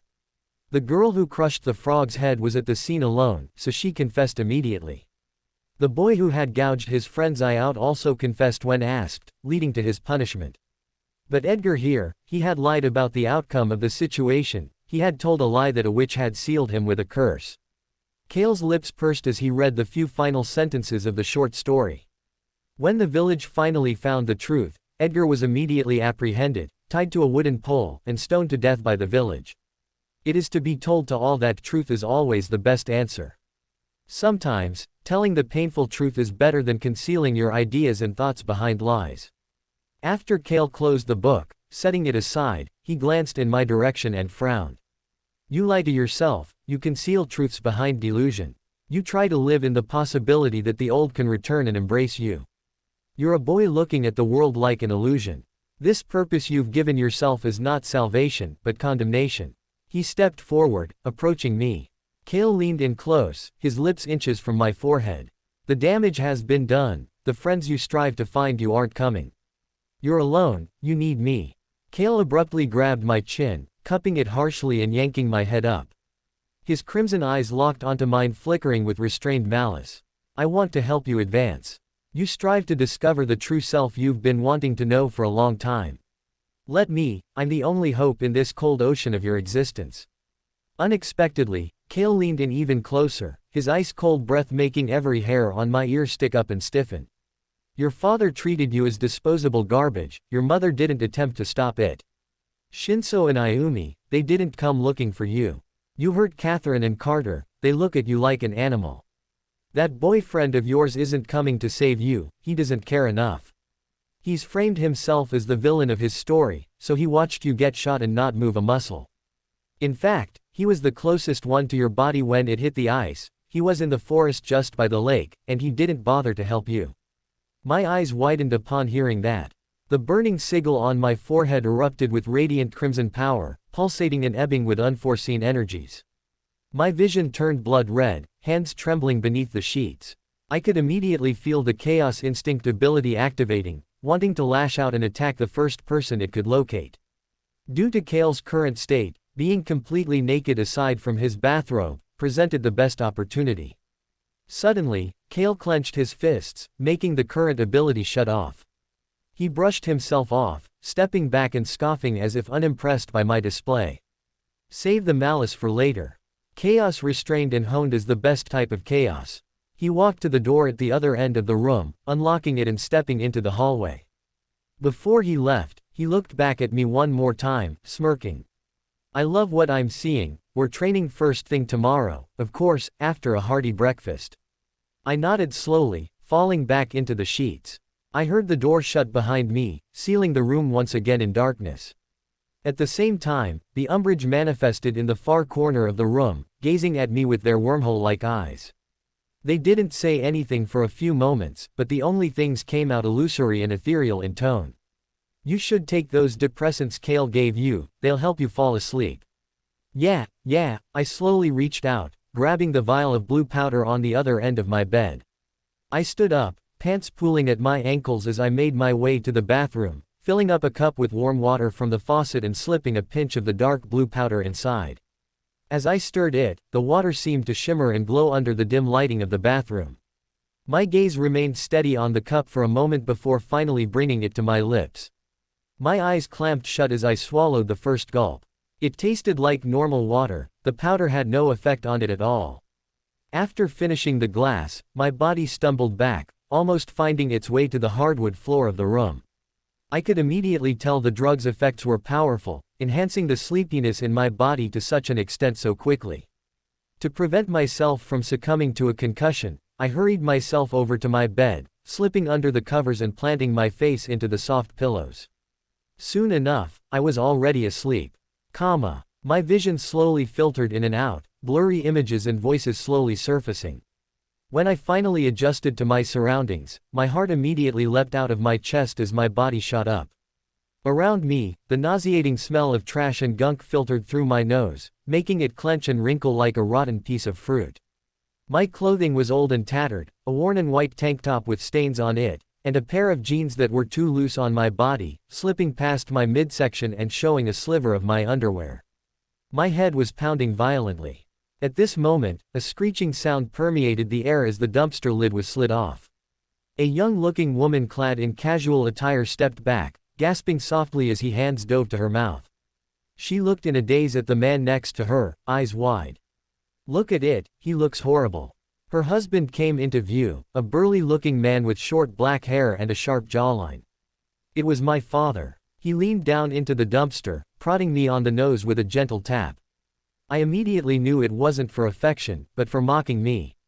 "What's this walking abortion doing in a dumpster like this?" He suddenly fell silent for a moment, tapping his chin playfully as he smirked. "I feel kinda bad, maybe we should take Em in for a while." But my couch, it cost me months of savings. Why would I let that ruffian of a boy sit on it? "We can give him a quick bath, that's all it takes to get him looking new. He also looks like shit, I bet he hasn't eaten anything in a while. Maybe I'll make him a bowl of soup and send him off to bed. We have a guest room, do we not?" The woman scoffed, rolling her eyes. "You know that's for when my grandparents come over, not for homeless rats like that. What if he has fleas or is infected with some strange virus?" "Get your titties out of a twist," my father chortled as he knelt down into the dumpster, scooping me up without effort. He hoisted me over his shoulder without any effort as he began to walk down the street. "He's our dumpster boy for the meantime, we gotta act like we're parents." Boom! A deafening explosion sounded through the underground lab, accompanied by a torrent of bluish-green smoke that spiraled upwards, seeping into the upper vents and out the door, which was left slightly cracked. When the dust settled and everything reverted to normal, Francis and Fatima coughed away the residue and admired the bottle of serum they had just concocted. Wearing pajamas and a work apron, Francis scurried over and took the bottle with his claws, grabbing the bottle from its containment holster. His eyes widened in fascination as he stared into the blue glowing liquid within the circular bottle, mouth agape, revealing his fangs. "Wow, we really replicated it that easily." Fatima, still recovering from the surge of dust and powder, brushed off her work apron and face as she walked over, snatching the bottle and holding it above her head. "It's only a good serum if it can handle the drop test." Both twins flared up, tails twitching and faces brimming with excitement as they prepared to test the serum's durability. Before they could drop the bottle, a figure appeared in the open doorway, Felonius. His brows furrowed as he sauntered into the work lab, eyes scanning the dirty, mismanaged environment. "We're not dropping anything," he said in a low voice. Both twins looked at him, whining with complaint. Felonius's nose twitched as he snatched the bottle from Fatima, setting it aside. His gaze lingered on it for a moment before asking solemnly, "Is that the potion you showed to the Emperor?" Instead of immediately answering, Francis rolled up his sleeves and walked over to the bottle on the counter, unscrewing the lid and reaching into a nearby drawer. He scurried through the drawer for a few moments before taking out a small bottle of water with small black specks growing inside it. Felonius remained silent, his gaze fixed on the peculiar water sealed inside the bottle. Francis smirked as he unscrewed both lids, pouring a singular drop of the blue liquid into the water. The moment the two connected, the hue of the water abruptly changed, shimmering with a low bluish-green color. Within the water, the small black specks rapidly expanded, growing in size and gaining new features. It took Felonius only a moment to deduce they were small eggs. He watched with curiosity as the eggs hatched one by one, a small minnow crawling out and swimming away from its previous home. Soon enough, all of the minnows had been released, swimming freely within the confines of the jar. "Wonders," Felonius's voice lowered as he leaned in closer, observing the scene with a placid expression. "It really works." Francis turned to Fatima, his smirk growing into a mischievous grin. Now, you're making me Radican paste for the next month. I ain't doing nothing for you. We did all of this together, we'd have to make each other paste. Save the trivialities for later, twins. In the next few hours, we'll need this serum of yours to be replicated enough to grow a batch of crops. Hours. Both twins' eyes widened, morbidly taken aback by the situation at hand. Felonius nodded his head, tail swishing back and forth behind him. According to Supervisor Kale, we'll be leaving for Seraphis Kingdom this morning. It's currently 4 in the morning, so you have approximately 3 to 4 hours to do so. Damn it. Francis kicked a nearby barrel, his superhuman strength sending it to the other end of the room. It landed with a clatter, spilling out the contents inside. Let's just ignore that, Francis scoffed, moving back to the counter as he yawned out loud. Fatima shrugged her shoulders, pouring herself another cup of water as the two began working again. Since when were you wandering about so late? Fatima asked, her eyes never leaving the alchemical bench. Felonius made his way to the door, scoffing. The importance of this matter has my mind awake whilst my body wants to rest. It's none of your issue, isn't that right? Fatima chuckled, snorting as she looked back at Felonius with a cocky grin. Just don't slam your tail in the door. The white-haired Vulpor scoffed, adjusting his sleeves. Just get back to work, you can rest on the boat ride to the kingdom. Without another word, Felonius stepped out of the lab, making his way through the chambers and reaching the first floor of the castle. The walls were dark on both ends, only illuminated by candles that dimly lit the corridors. Their flickering echoed up the walls, an ambient tone that made Felonius slack his shoulders, feeling a little more at ease. A small, relaxed smile crept up his lips as he reached for the hem of his white robe, pulling it downwards and letting the entire garment fall slack before him. Felonius was now entirely nude, ears and tail twitching as he picked up the robe before him, wrapping it around his midsection. In Vulpor culture, it was custom and tradition to wander about without any garments on, a symbolic release of freedom and stress. Of course, for the sake of formality and a lack of vulgarity, reproductive organs and organs of such a category had to be covered. Felonius moved forward, bare feet patting against the carpeted floor. Dear Mother Nature, what the hell are you doing? A voice sounded behind him. Felonius shot around, catching sight of Hazel standing in the hallway, covering her eyes as she looked away from Felonius. The Vulpor man scoffed, covering his toned chest with his tail. Have you ever seen a man without garments? Hazel choked up a response, face slightly pale. We always tend to cover up, or one of us looks away whilst the other changes. Why do you wander about not while wearing anything? My father's enforcers would reckon have you arrested for indecency. Felonius rolled his eyes, putting his robes back on. I can see why your father labels you so pure. Who told you that? Hazel finally released her hands, arching an eyebrow as she looked at Felonius. Your suitor, Cale Cavendish, also my advisor, Felonius replied, looking away from Hazel. Hazel clenched her fists, grumbling under her breath. That bastard just goes around telling people stuff. I'll have his head if he leaks anything else. The white-haired Vulpor sighed, turning around and walking down the corridor. He suddenly paused, looking back at Hazel with a mournful expression. I heard about your father. Right, my father. Hazel fell silent, looking to the ground. Emperor Katsuki told me, lost control for a moment a few nights back. He had to use his abilities to restrain him and make him go to sleep. Felonius nodded in acknowledgement. I've heard rumors spread that he won't make it that much longer. From whom? Hazel's brows furrowed. Shinso's mind was hazy as he finally awoke. He found himself leaning against the bar counter. His vision was blurred around the edges, making him feel slightly dizzy. Around him, the rest of his companions were asleep, small bottles and shots of alcohol scattered across the smooth countertop of the bar. Outside, it was still dark, but he could begin to notice the rising sun peeking over the mountains. The hell, he grumbled, rubbing his temples with his forefinger. Shinso hadn't remembered falling asleep, and he was a little nervous seeing his sword of judgment leaning against the wall like an ordinary object. Its blade, previously coated with orange-blue flames, now looked normal and unassuming. But of course, there was nothing unassuming about a sword. Shinso slowly stood up, his legs wobbling underneath him as he gathered himself, slowly regaining his balance. His head was spinning, making him tip slightly and have to lean on the counter for balance. As he slowly took deep breaths, these effects gradually subsided.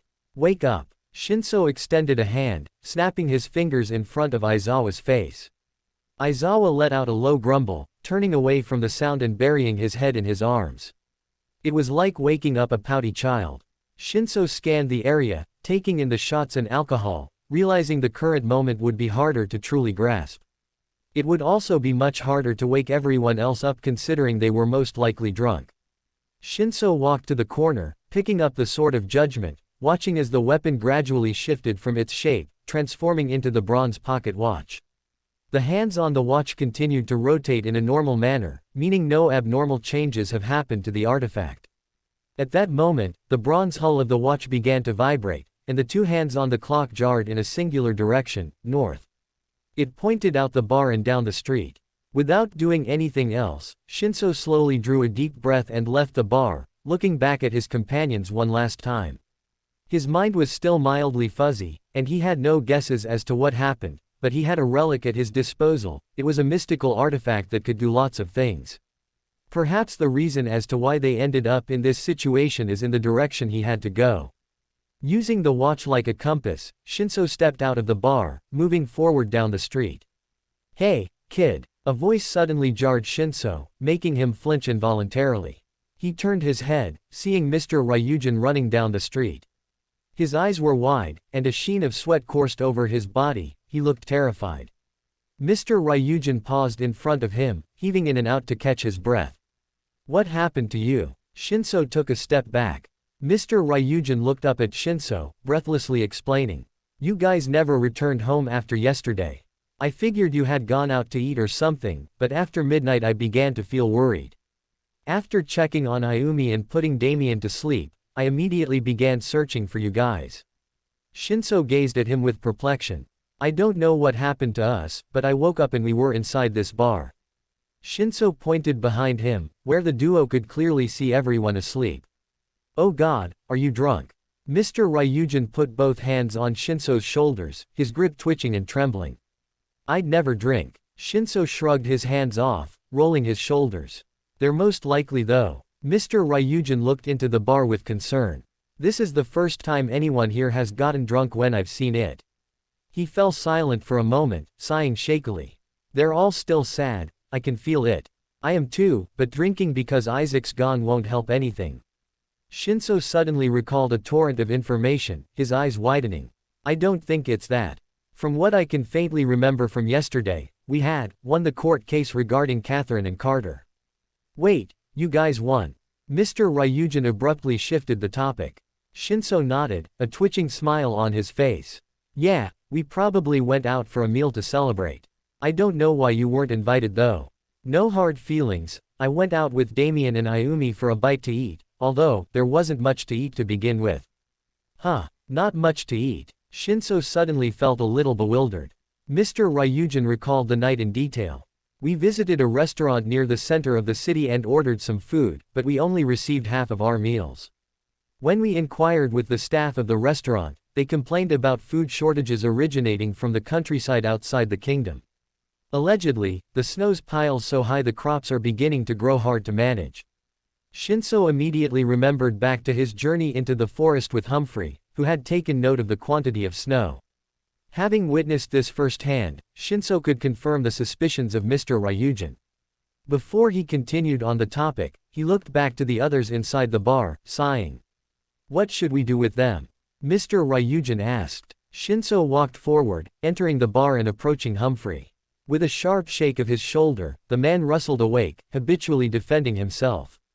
After regaining his sense of reality, he immediately glanced at Shinso and Mr. Ryujin, before scanning the entirety of the bar, taking notice of the sleeping bodies scattered across the counter. "What happened?" he groaned, rubbing his forehead. Shinso hoisted Humphrey to his feet, replying immediately. "Wake up the captain, the pollinators should be able to get everything settled." Shinso looked down at the pocket watch in his hands, following the direction the hands pointed in. Mr. Ryujin walked beside him, following the boy in his tracks. "Where are we going?" I suspected that this artifact's unique connection to me could supply us with some clues regarding what happened to us. But after remembering all of that, the pocket watch's hands continue to point in this direction. So, you're following the watch on instinct and curiosity. Mr. Ryujin couldn't help but chuckle self-deprecatingly. Shinso nodded. I may not know exactly where it's going, but I have a feeling it's important. I just consumed my next potion, perhaps this connected to it to an extent. Shinso began to analyze his role as an altruist. The potion demanded selflessness in the face of adversity. He was supposed to put others before himself. He had to know what it was like for him to digest the potion completely.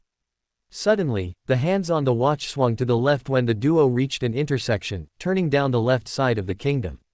We're going that way. Mr. Ryujin and Shinso pressed forward, scanning both ends of the road. At a glance, it all appeared familiar and normal. As more and more of the sun shone through the mountains, more and more of the kingdom was illuminated by golden light.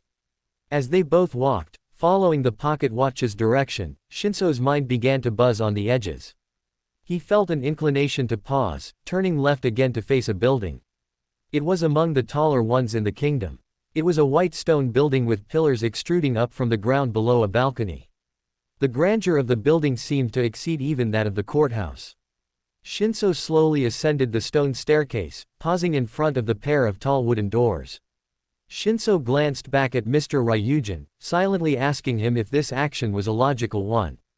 Mr. Ryujin, standing at the bottom of the stairs, slowly huffed and followed him up.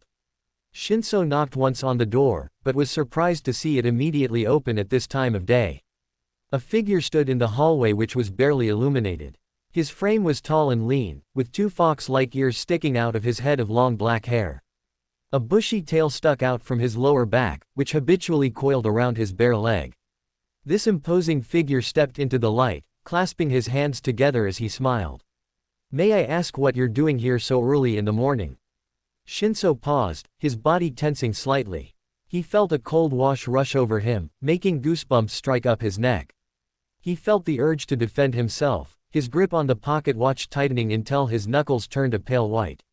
"My watch told me to come here, who are you?" When they entered the light, Shinso saw that they were a man with black hair and fox-like features. "My name is Branson, it's my pleasure to accommodate you." The enigmatic man turned around, clasping his hands behind his back. "Follow me, I'll make early morning tea." As they made their way down the dimly lit corridor, Shinso looked along the hallways, noticing the portraits lining the walls. Some of them showed historical figures most likely influential in the history of Seraphis Kingdom, while others depicted tranquil scenes like falling leaves and pleasant meadows. But as they walked farther through the chambers, Shinso saw one figure appearing again and again. His hair was crimson and neatly combed. In some of the paintings, he sat on sofas, sipped expensive wines, and was often seen splayed naked in a myriad of poses, each as explicit as the last. Shinso's face flushed as he looked away, asking in a low voice, "I keep seeing this man in the portraits, who is he?" The man with ears and a tail didn't respond, rounding a corner and stopping by a door. The door was dark brown and made of wood. It had a metallic knocker hanging near the top of it, above where Shinso could barely reach. Shinso immediately grasped the idea that this door knocker was to be used by people even taller than he was. As the door slowly opened inwards, revealing the space, Shinso walked into the room and looked around. He was the thick curtains which sunlight failed to permeate, a thick rug made out of animal hide, with the animal's original head splayed at the end, alongside its front and back paws. Upon closer inspection, Shinso could validate that it was a bear. "What do you fancy?" Branson's voice suddenly emanated from the nearest corner, where a small kitchenette gave off heat and an almost homey feeling. I don't mind anything, I'm just here to talk with you," Shinso responded. "Well then, have you ever tried Radican tea?" Upon hearing the unfamiliar name, Shinso felt a burst of curiosity. "No, I haven't." "Well then, I'd say you're quite the tough glutton if ya wanna try this stuff." Shinso watched in silence as the fox-like man took out a berry the size of an apple, squishing it in between his fingers. The paste inside the berry seemed to resemble jam, which he let drip into the teacups. After sprinkling some sugar and stirring it with a small spoon, he approached the two of them and set the cups down, smiling with his fangs out. "Now tell me, what brings you chaps here?" Shinso adjusted his posture as he sat down, sipping the tea.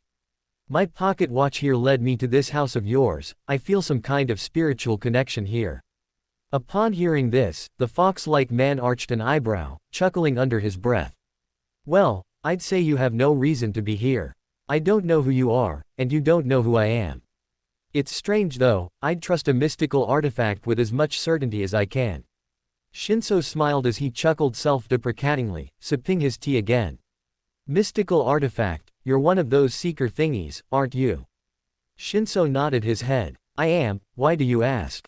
Branson folded his hands together and took a deep breath. Justice Pathway, Order 8 Altrusit. Is that right? Shinso felt his body freeze, hands and toes turning cold and numb as if they had been frozen over for an unknown reason. That strange urge to defend himself regained clarity in his mind. Just then, a wave of overwhelming nausea crashed over him, making him grit his teeth and fall back in the chair. What the hell is in that tea? Shinso sputtered out. Suddenly, Shinso's mind flashed with wave after wave of information.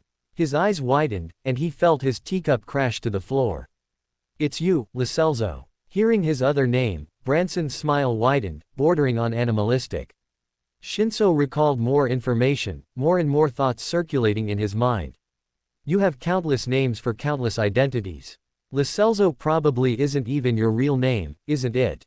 You controlled my friends with your powers, hypnotizing them into doing what you wanted, you bastard. Even amidst the dizziness, Shinso's body shot up, his bronze pocket watch turning into the sword of judgment, the blade emanating orange and blue-colored flames. Lacelso stepped back, raising his hands defensively. A brilliant deduction, lad. Mr. Ryujin turned to Shinso, mouth agape. How do you know that? I don't really know, but I just remembered all that. Deep down, we have similar abilities, we can both brainwash people. Unfortunately, I can't have people like you interfering with my business operations in the kingdom. If I remember correctly, more of my friends are to show up soon. I'll have the pollinators show up to your doorstep and they'll deal with the rest. Shinso's sword was inches from Lacelso's throat, the blade burning with flames. The fox-like man didn't fret or cower, instead he smirked. With a sudden thrust, he slammed his foot into Shinso's chest, sending him back onto the ground. When Shinso hit the ground, the sword of judgment flew to the other end of the room. His vision blurred around the edges as he attempted to regain equilibrium. At that moment, his vision blurred even more, and illusory spots of bluish-orange energy condensed out of thin air, taking the form of a scroll of energy. Order 8. Altruist, Order 9, Scale Shifter. Both order names were splayed out near the top of the scroll. At the midsection, Shinso saw more symbols contort and collide, giving way to form words he could read. After a moment, Shinso could fully register what the words were spelling, ability names and what they did. But why hadn't they activated until now? Shinso thought about this for a moment, but his trail of thought was cut short when Lacelso approached him, grabbing him by the throat and tossing him to the other end of the room. The back of his head hit the post of Lacelso's bed, making him cry out and grit his teeth. Before Lacelso could make any more advancements, Mr. Ryujin leapt from his seat, kicking Lacelso in his jaw. His ankles grew harder, pale white scales emerging from cracks in his skin. The tips of his dragon-like horns emerged with pale blue flames that burnt violently. In Shinso's blurry vision, he continued to read the information given to him.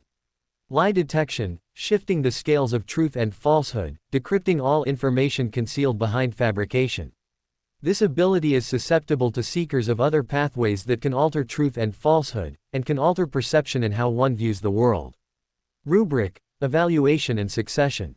One can and shall view all actions on a criteria of logistics and causality. To an extent, they can also manipulate one's decisions. This ability is to be used with caution, as fate and destiny is as fragile as the user of it. Enhanced logical thinking, situational perception is keen with this advancement, allowing for decisions and evaluation to increase by a marginal amount.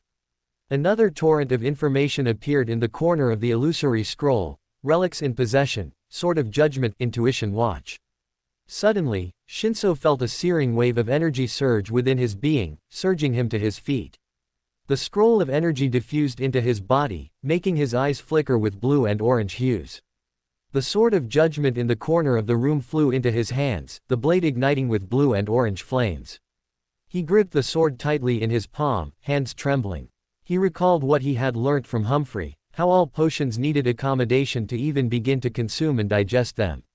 If Shinso were to advance again and grow stronger, he had to be a true altruist, to throw himself into the line of danger regardless of situation, to accommodate others' needs before his own. Right now, Shinso was on a playing field with an unfamiliar opponent, but one with an ability he knew to a pinpoint degree. Lo Salzo could use the edict pathway to manipulate minds and exact commands and orders through vocal commands, much like he could. The only difference between them was that Shinso had this ability since he was born, while Lo Salzo most likely had to advance up the orders to get it. Mr. Ryujin dove over chairs and under tables, landing blow after blow on Lo Salzo's body. The taller man with ears and a tail swung his paw-like fists, to little avail against the attacks. Mr. Ryujin's tail coiled around a bedpost, swinging him on an axis and sending him flying once more, directly into Lo Salzo's face. The Vulpor was sent back again, rolling over on his back and regaining composure in a matter of seconds. Being a Vulpor, Lo Salzo also possessed cat-like agility and precision, but Mr. Ryujin's attacks seemed overwhelming to a degree. Suddenly, Lo Salzo's pupils slimmed into two thin stripes in his clear, white eyes. His neatly trimmed fingernails extended even longer, sharpening like talons. His bushy tail wagged back and forth violently, and his ears twitched. "Halt your fighting!" And, before Lo Salzo could finish speaking, Shinso swung his sword directly at his throat. The blade only stopped a few mere inches from directly hitting its target, trembling at the edges.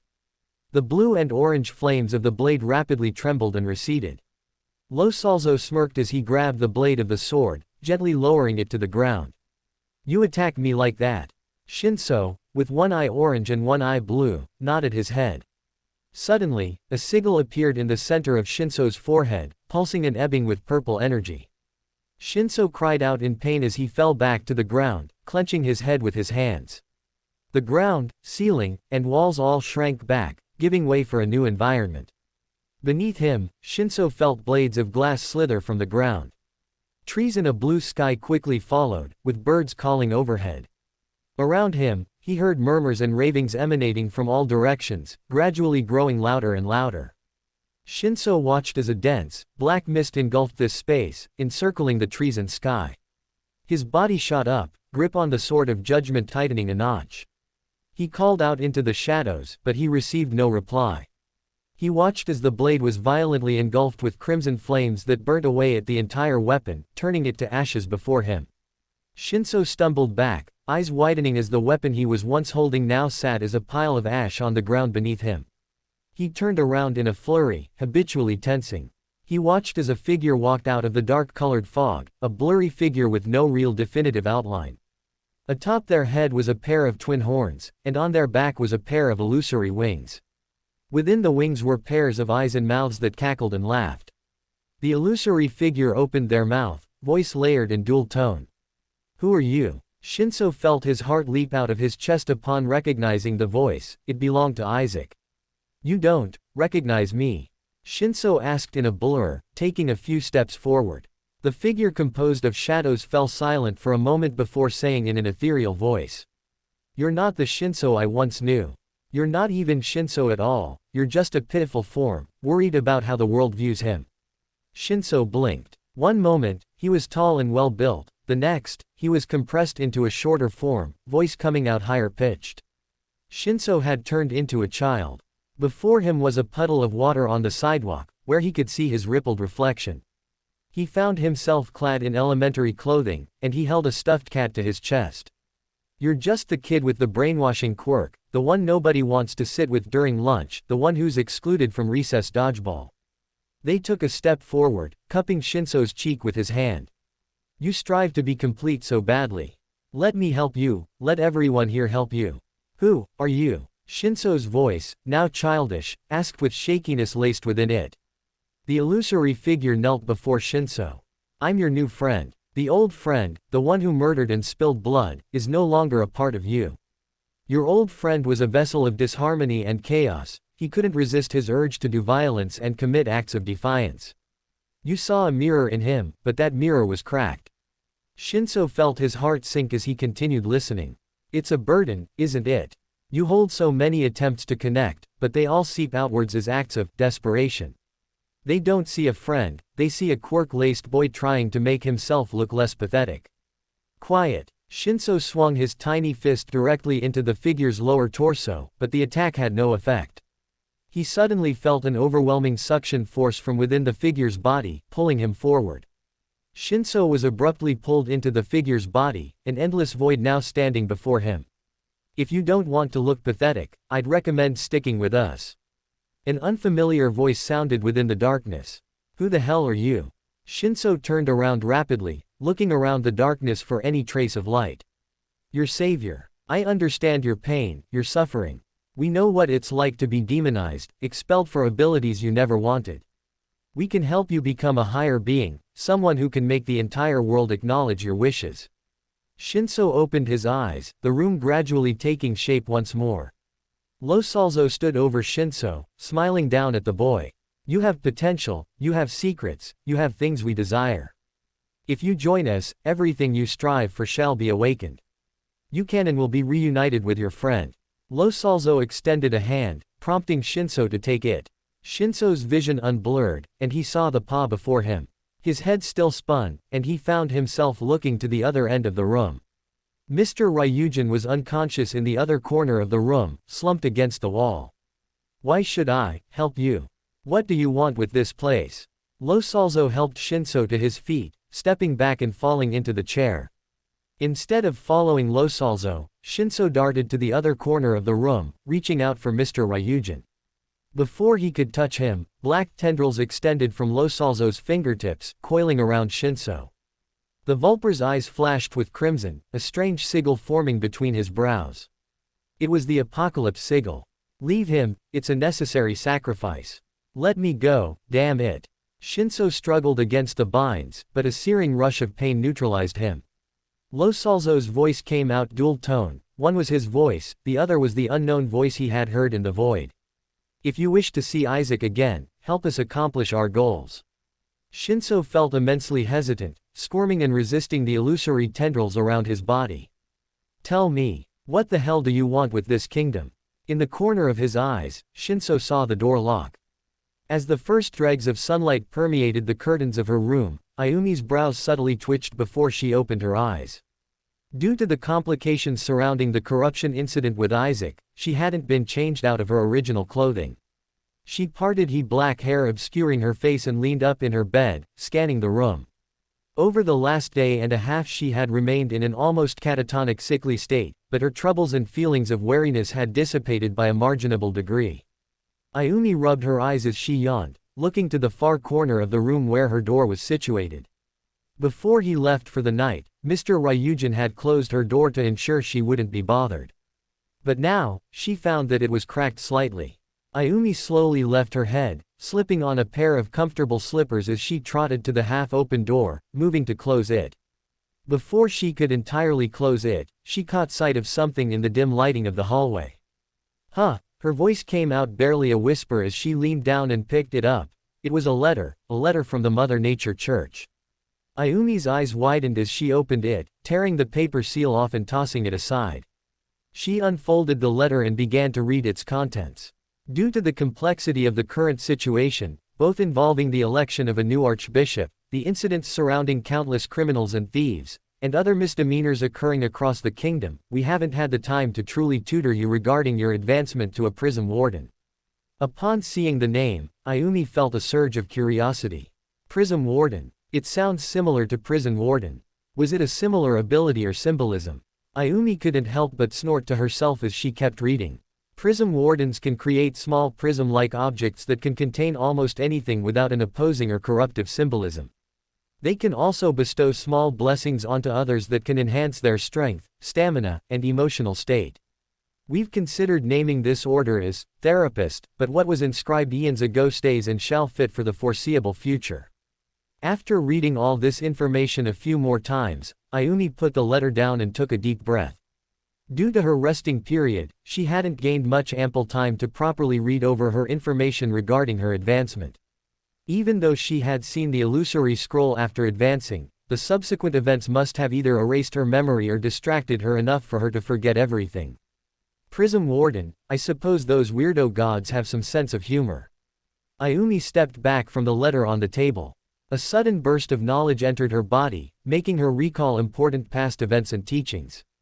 Ayumi immediately suspected these strange boons were occurrences derived from potion consumption and first-time usage, but the information being presented to her was enough for her to lose her focus on her earlier thoughts. She recalled the training she had done with Mr. Ryujin, the meditative state where she would be blindfolded, trusting her intuition of her own surroundings. In order to cultivate the mindset of a warrior, one must survey their primal instincts and learn where they came from. But Ayumi wasn't a warrior, she didn't want to be one. She was a saint, the light amidst darkness for her companions to lean on. If Ayumi could recite this practice once more, cultivating knowledge and experience through it, she could digest her potion faster and ultimately get stronger under the guidance of the church and her friends. Ayumi walked to the corner of her apartment room, grabbing the crimson blindfold she had previously used. You're still hesitant, still scrappy. Losalzo's dual-tone voice was like ice against Shinso's skin. Shinso cried out in pain as two of the ink-black tendrils emerged from the binds around his body, slithering into his ears. After completely obscuring his hearing, the ends of the tendrils emanated a faint crimson glow. Shinso arched his back, teeth gritting as the crimson light of the tendrils began to burn and eat away at his inner ear canals. At the same time, a strange sensation filled his body, almost like a tantalizing heat destined to engulf his inner body and vaporize it. Losalzo leaned forward, a snarl-like grin displaying his rows of sharp teeth. He slowly extended a hand, tracing a finger along the contours of Shinso's jawline. These tendrils are designed to eat away at your inner body, courtesy of the apocalypse pathway. Slowly and surely, your entire body will become a desolate husk, a dried-out shell that once was a human. Losalzo's breath graced Shinso's ears, ice-cold and chilling. If you don't want to submit to me, I heavily recommend doing so soon. In just a few minutes, your entire body will succumb to corruption. Damn you, Shinso's voice came out a low, pathetic grumble. His eyes were slivers, half-lidded in an attempt to keep them open. Hearing this reply, Losalzo only chuckled in response. If you insist. At that moment, the pain intensified in Shinso's body, his entire form tensing and mouth falling agape in a silent scream. He wanted to beg for it to stop, but at the same time, he knew it was worthless to resist. The bindings around his body only constricted tighter, slowly proceeding to block off blood flow to his feet, hand, and head. This entire kingdom is slowly falling into a famine due to farmers outside the kingdom succumbing to the harsh winter. Losalzo's dual-tone voice sounded around him as he began to circle around Shinso, clenching and unclenching his hands. He paused behind Shinso, placing both hands on his shoulders, squeezing them firmly as his voice sounded as a low whisper. Me and my friends were sent here to help this kingdom. My friends can make plants sprout from the ground with a simple snap of a finger. They can give everyone money to afford what they want to buy. They'll make gold an everyday occurrence, it'll be the most common paperweight by next year. Both hands encircled Shinso's throat, not tight enough to construct air throw yet enough to make a dent. That sounds nice. You've witnessed it firsthand, you've seen thieves steal to feed their families, you don't want to be the villain of this plot, don't you? If you truly want to be the hero everyone loves, I recommend you. Losalzo's voice grew illusory. Join me. Shinso clenched his jaw, unwilling to speak. Suddenly, Losalzo smirked, the sigil on his forehead gradually growing brighter. Within the sigil, Shinso's eyes widened, his heart leaping out of his chest as a familiar figure materialized. It was Isaac. The boy's hair had darkened, cascading into a long ponytail on his right shoulder. His clothing had also changed, now wearing a casual pair of trousers, a collared shirt, and some worn boots. Shinso instantly knew it was Isaac, but he didn't recognize the figure to a total degree. Isaac is alive and safe, he's simply kept in a local village to prevent harm from coming to him. In this new place, he'll be showered with gifts and praise, he'll be all he wanted to be. And you can live in paradise too, you can reunite with him, only if you help me. What? Shinso's voice softened, a flicker of vulnerability crossing his expression. The illusory figure of Isaac dissipated into dust, illusory tendrils and images shrinking back. Losalzo's figure remained before him, smiling softly. We will help everyone, and you can help yourself. If you don't, your efforts to see him, your sense of justice, is all for nothing. Another violent surge of pain erupted in Shinso, his skin gradually turning a pale gray as illusory black cracks replaced his veins. The cracks slowly split open, revealing insects and organisms writhing inside his muscles and tendons. Some of them threatened to spill out, while others remained still. Shinso felt as if he might throw up, closing his eyes and looking towards the ceiling. Shinso found himself at a loss for words. He didn't consider any other possibilities. From any other angle, the other possibilities resulted in suffering and famine, or that possibility that he'd never see Isaac again. Shinso, feeling backed into a corner, replied in a hurry. I'll help you. Lo Salzo slowly sighed, releasing the binds around his body. Shinso watched as his skin returned to normal shade, black cracks diffusing and regressing back into his skin. Shinso looked to the corner of the room, acknowledging Mr. Ryujin's form. Just don't hurt him, okay? Don't hurt anyone. Lo Salzo nodded, walking to the corner and grabbing the Sword of Judgment. He handed it to Shinso, who took it without a second thought. Lo Salzo smirked as he stuffed his hands into his pockets. I'll show you my friends. Shinso took a shaky breath, holding his neck where the tendrils once sat. His entire body felt numb and constricting even if there was nothing currently binding him. After a few seconds of silence, Shinso glanced at the locked door. I'll take Mr. Ryujin back to our apartment. Before he could move, Lo Salzo took a hold of Shinso's shoulder, smirking. I'll have my friends do that for us, we have more important matters to attend to. On the edge of Seraphis Kingdom, beyond the gate, Shiso watched as a large caravan moved along the bumpy dirt road leading to where he and Lo Salzo stood. Within the caravan, he heard clattering, bantering, and voices. Lo Salzo took a step forward, signaling for the caravan to come to a halt. My friends are here, and they're happy to see you. The first thing Shinso saw was the side door of the caravan open, and a blue bushy tail sticking out. 1, 2, 3, 4, then 5 heads stuck out. Aside from the 2 twins, they all possessed eccentrically colored hair. The most refined of them all, a man with long white hair, clad in a white vest, a formal coat, and a pair of long boots stepped out of the caravan. His outfit made him blend in with the surrounding snow. Pleasure to be acquainted with you, mister, he looked at Lo Salzo. Hitoshi Shinso, seeker of the justice pathway. Lo Salzo replied with a smile. Mr. Shinso.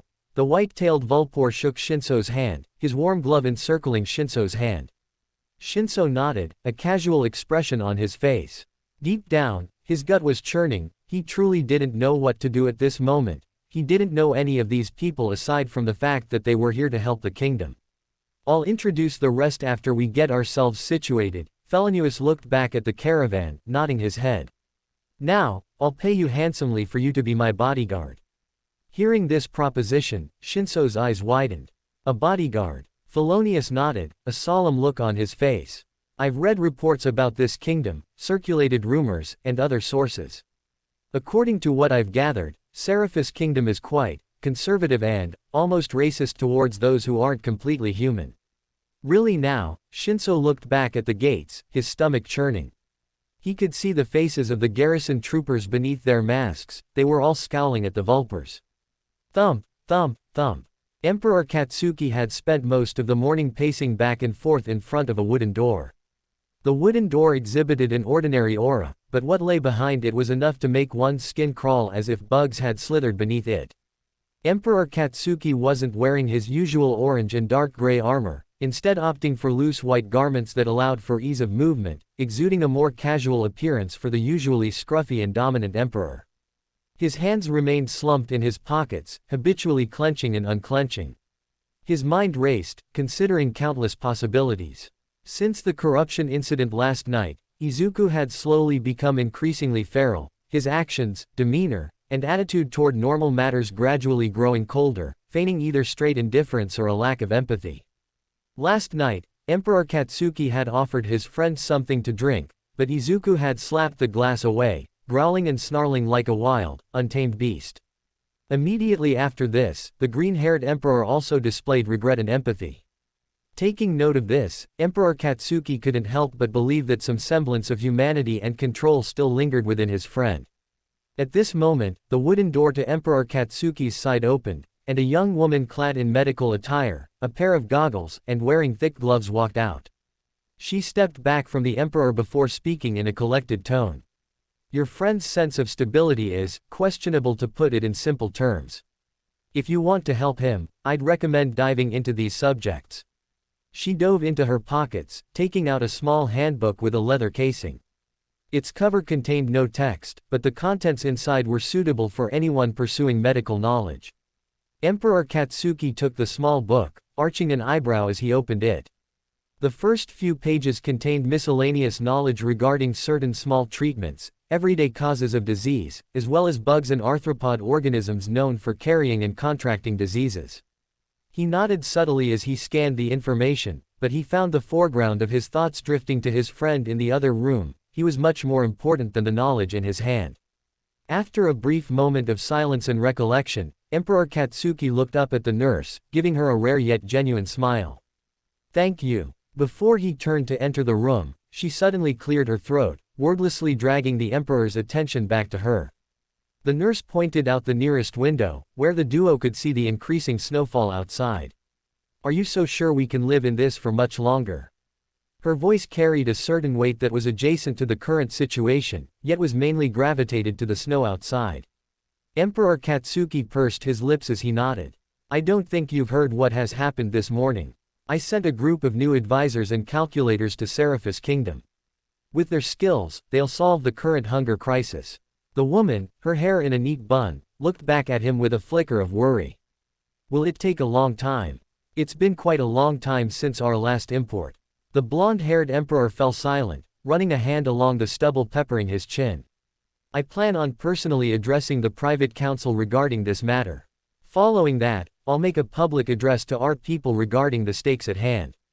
In a somewhat uncharacteristic gesture, Emperor Katsuki set a hand on the nurse's shoulder, his crimson eyes flickering with emotion. My people are just as important as my friend's health is. It may seem like we're doing nothing, but everyone within this palace has a defined purpose. He leaned in closer, his smile remaining. My head advisor even has a charity organization working in a small town near Seraphis Kingdom. Upon digesting all of this information, the nurse felt her shoulders instinctively slack, the previous curtain of dread shrouding her emotions lifting. Her clear eyes widened, and she smiled. Aye, thank you, Your Majesty. Before she moved to turn around, Emperor Katsuki stopped her in her tracks, reaching into the pockets of his trousers. He took out a small stack of silver Katchinese coins, dropping them into her palm. He tucked her hands back, clenching them for a moment. Use this where you can, it's not every day you receive such opportunities. As he watched the nurse leave in a hurry, Emperor Katsuki's smile slowly faded. He turned to the now open door, peering inside. The first thing he saw was Emperor Izuku lying in a bed, his form nude and obscured by thick blankets. A warm towel had been placed on his forehead to dissipate any sweat or prevent any overheating problems. Before entering, Emperor Katsuki slowly sighed, leaning against the outside of the door and considering countless ways to do so. If his friend was in a rational and approachable state, it would be a mostly easy task. But if he had grown irritable with the nurse's ministrations, he'd probably throw the towel at him and try to crawl out of bed. You don't have to fret, I'm not planning to hurt you. A gentle voice cut the palpable tenseness in the air, severing any tension within Emperor Katsuki's thoughts. He felt himself relax a tad bit, finally moving into the room. Emperor Izuku looked at him with a small smile, head pressed against the soft pillows behind him. His hand extended from below the blankets, resting atop Emperor Katsuki's knee, giving it a weak yet firm squeeze. You don't have to fear my condition. Emperor Izuku's voice carried a faint tremble, either from being cold or suppressed emotions. Emperor Katsuki looked at him with his deep red eyes before sighing. I've watched you sleep the last few nights. You mumble a name, her name. Emperor Izuku sighed softly, looking out the window. Outside, the pale clouds sent down more and more fluffy snow. It coated the rooftops of the kingdom, making everything appear a winter wonderland. I see her in my dreams. She laughs, she plays in the fields with me and my daughter. She calls my name. She calls your name. Emperor Katsuki contemplated his words for a moment. Does she say anything else? The green-haired man in the bed rolled over, grunting with effort to even move a little. No, she just asks me to help her. She wants me to reunite with her. Emperor Katsuki hesitantly placed a hand on his friend's shoulder, squeezing it firmly. These are just dreams, Izuku. She isn't calling to you. But, my heart aches when I wake up. I feel a longing unlike any other. The longing is peace, of relinquishing all I know, cannot compare. Emperor Izuku spat, sinking his hands into his fluffy green locks. These voices aren't normal, they're temptations. There is no salvation where you claim it lies, it's all an illusion, it's something that wants you to surrender to it, it wants to claim you whole and corrupt your entire being. Izuku abruptly clenched his fists, the skin of his hands darkening. From the dark spots on his palms, illusory dark cracks seeped up his arms, surging into his shoulders. Are you so sure it isn't jealousy that prompts your words? You've lived for hundreds of years and haven't found yourself a mistress to call your own. Perhaps all the conflict within your being had eroded any other emotion besides wanting to plunge your sword into another set of meaty, writhing guts. Izuku's voice was dual-tone, one half regular, the other half guttural and imposing. Izuku, calm down for me. Emperor Katsuki's voice remained low. One hand dove behind his back, fists clenching as he prepared the sleep-inducing incantation. Why? Why should I abide by your wishes once again? Suddenly, Izuku's large green pupils shrank back, two spots of malevolent crimson energy taking their place. His scleras noticeably darkened, turning iron black. Around him, the entire room seemed to shake uncontrollably. Books toppled from the shelves, items on the bedside table rolling to the floor. Every kerosene lamp lit in the room burnt out, before rejuvenating in the form of a brilliant emerald green flame. I will bring her back, and you can't do anything to stop me. Emperor Katsuki leapt back, extending his palm forward. Tendrils of blazing orange light extended like bullets, seeping into Izuku's ears. They immediately began to pulse in the corresponding effects. Izuku threw his head back, falling to the pillows as he clenched his ears like a child, snarling and growling like a feral animal. Go to sleep. Katsuki felt a surge of crimson blood drip from his nose, the sheer effort of his current act enough to exact a heavy toll on his body. The green-haired man suddenly lifted his hands, snagging the cords of mystical energy from his ears. They turned ink black, diffusing into nothingness before the other emperor. Emperor Izuku, his form now terrifying, leapt from the bed, his form entirely nude. He spoke no words, only growls and snarls from under his breath. Stay back. Emperor Katsuki materialized a sword of mystical energy in his hands, the hilton blade glowing with a brilliant orange energy that resembled flames. I'm your friend, not a foe. I'm your ally, not your enemy. I care about you, Izuku, you're not acting rationally. Emperor Katsuki lifted his sword, the energy of the weapon intensifying. The blazing power of the sword emitted a calming and captivating light. Emperor Izuku suddenly froze, eyes dilating as looked up at the sword, cocking his head like a curious animal. The blonde emperor let out a low, soft sigh as he knelt down before his friend. Back to bed, you need rest. Emperor Izuku remained silent, slowly moving backwards to the bed. He collapsed backwards, coiling up in the sheets as if they were a makeshift cocoon. His eyes slowly regressed to normal, alongside the tendrils seeping up his arms.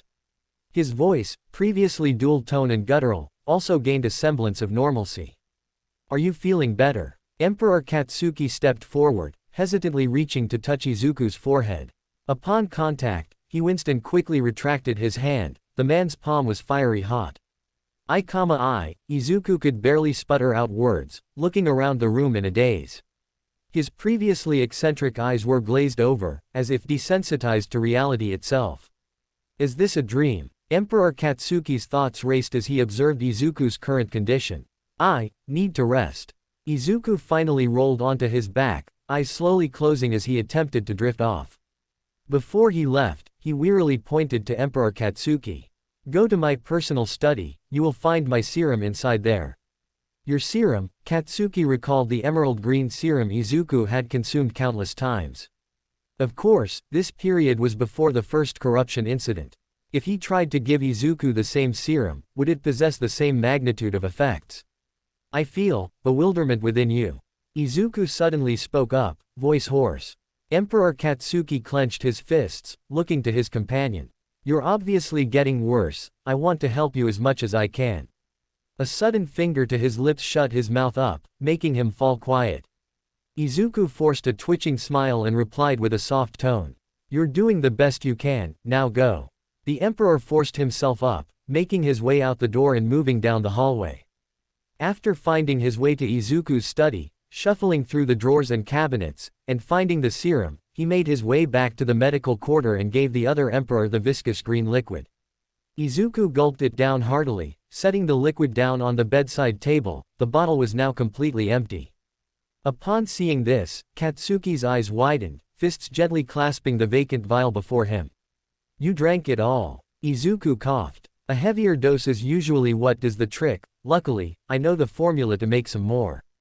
Izuku, who possessed the knowledge of making another batch of serum, recited the formula for Emperor Katsuki. Due to his current state, Izuku could only verbally recall it, not having the strength to write it down on a piece of paper. As he listened, Emperor Katsuki nodded, absorbing every bit of information. Being a titan on the verge of advancing to a demigod at Order 5, an enhanced memory and the ability to recall important details was a trademark ability of a pathway primarily specializing in combat, war, and achieving dominance over one's enemies. After Izuku finished his explanation, Emperor Katsuki nodded slowly, his lips parting ever so slightly. Following a brief moment of silence, the blonde emperor stood up, eyes fixated on the door leading to the hallway. I'll be right back. Izuku only managed a smile in response, rolling over in his bed. Emperor Katsuki looked at him for a few more moments before sighing softly, walking out the door leading to the medical wing. He navigated through the countless chambers and hallways of the castle, something he had personally instructed when the castle underwent severe renovations. This way, he could get to places faster if he possessed the corresponding knowledge. Gradually, the wall lamps of the castle darkened, almost flickering out as the air around Katsuki cooled. He came to a wooden door that looked mottled and worn, time testing how long it could remain on its rusted, metallic hinges. He extended a gloved hand, pushing the door open and descending down the flight of stone stairs. Above him, he heard the sound of water dripping to the stone floor at the bottom of the chamber. It was at this moment when he wished he had worn his armor when journeying into the underground chambers. It wasn't that he knew hidden and malicious dangers would surely want to attack him, because he could verify there were little to no dangers he couldn't eviscerate, but the fact that the underground passages were awfully frigid. Accompanied with the denseness of the winter weather, the falling snow, and the bitterly cold winds outside, they surely would find their way down here, whether through subtle cracks in the stone, a door left wide open, or a careless servant tracking in snow. Damn weather, Emperor Katsuki grumbled, habitually huddling a little closer to himself, wrapping his arms around his body. As he made his way deeper into the underground chambers, he rounded a corner only to see a narrow hallway, one he knew all too well yet had only heard stories about. Spaces in the walls had been cut out, sealed behind iron bars that were only mere inches in distance. It was deathly dark in this region, a darkness that could only be permeated by dim candlelight or a mystical ability. Emperor Katsuki clenched his fist, energy blazing up from his palm, condensing into an orange flame that levitated above his hands. This ability, normally utilized for setting fires, now provided a light for him to see. As he walked, he gazed into the empty cells of the underground prison, their vacancy enough to make him shudder. Criminals, traitors, and other beings who committed misconduct were kept down here, often under the personal command of the queen herself. When he entered his teenage years, he could vividly recall hearing the screams and pleas for mercy, for the sweet release of death, echoing in the underground chambers. Katsuki recalled the nightmares he used to have about being trapped down here alone. Emperor Katsuki quaked, banishing those malicious thoughts from his mind as he pressed forward. Emperor Izuku's sickness and recovery was at stake at this very moment, not juvenile recollections of suffering and childish nightmares. After walking for another few minutes, he finally found the underground lab, which was a mess. Those tailback bastards. Emperor Katsuki rubbed his temples, huffing with annoyance. The laboratory, in contrast to the other rooms, was well lit with lanterns and oriel lighting fixtures. Emperor Katsuki entered the lab, looking around with a flicker of curiosity. He saw test tubes lying astray, some spilled over with unknown liquid seeping across the counters before spilling onto the floors. He'd also spot the occasional stray whisker or spot of fur left behind by Francis and Fatima. He moved to the cabinets nestled in the corner of the room, slowly pulling them open and peering inside at the contents. Inside the cabinets were a myriad of different powders, scrolls filled to the brim with alchemical and botanical knowledge, and other miscellaneous ingredients he could use. The ingredients for the control serum spiraled in his mind, almost omnipresent in correlation with the current situation. His spiritual intuition led him to one ingredient after the other, allowing him to gather them all in quick succession. He had collected devil's fault fruit, 2 milligrams of water, dragon bone, and a pinch of emerald powder. Emperor Katsuki laid out the required ingredients, grabbing a test tube nearby, following logical procedures as recommended by Izuku. At this moment, a thought flashed through his mind: if he were to use more water, what if there'd be more potion? Upon thinking this, Emperor Katsuki smiled and poured a cup of water into a test tube. Following that, he picked up an ink-black fruit that resembled a mixture between an apple and a pear, a grotesque amalgamation of nutrients and supplementary ingredients that he crushed in between his fingers, the insides of the fruit slowly dripping into the test tube. The moment the devil's fault fruit touched the water, it emanated a strange and eerie crimson glow. He picked up the dragon bone, something that had been kept in a personal stash of his hidden in the lab. Emperor Katsuki had once slain a dragon for sport, bringing back its heart as both a trophy and a hearty meal for a kingdom-wide feast. Now, he kept its bones in case they were needed for a situation like this, also because he thought they'd exemplify and flaunt his powerful feat. The moment he dropped it into the already brewing concoction, the potion reacted strangely, fizzing and bubbling before turning an illusory green color with hints of red. Emperor Katsuki's eyes widened as the entire potion swirled and mixed itself, before finally coming to a rest. He slowly and carefully removed the bottle from its holster, before pouring the mixture into a vial. As he moved back towards the door with the completed control serum, Katsuki suddenly paused, looking to the closest corner of the lab. Lying among the countless barrels, manuscripts and formulas was a strange bottle, filled to the brim with a bluish-green liquid. Within the bluish-green liquid, illusory fireworks seemed to explode, emanating a colorful light show. Emperor Katsuki walked forward, eyes fixated on the peculiar bottle nestled in the corner. Upon closer inspection, he found that there were many other bottles laying beside it. They all looked the same, containing a similar-looking liquid. He picked up a bottle, peering in closer. Within the liquid, he could see inscrutable and small particles moving around, drifting within this serum. Using the enhanced vision given to him through the barbarian pathway, Katsuki gazed further at the small specks within the bottle, noticing something that made his eyes widen. These small particles were actually organisms with 12 legs and wing-like appendages. They slithered and flew through the serum. Every time they collided, they'd merge, giving birth to a new batch of these creatures. This was an unorthodox life process right before his eyes. He suddenly recalled what he had seen from Francis back in his throne room, noticing how the Vulpor had used the same serum to make an arachnid-like creature emerge from the soil, having appeared out of nowhere. From what Kale had previously told him, the twins were working on a serum to greatly accelerate biological processes, allowing for plants to grow and be ready for consumption at a quicker rate. This was the same serum that was used to do that. The twins had made extras. An additional confirmation report from Felonius documented that the twins made extras to help with Seraphis' kingdom and the farmers outside in the forest. Had they directly made arrangements for a few bottles to be left here so they could use them too? After all, Seraphis imports would surely take a while, and they didn't want to risk starvation.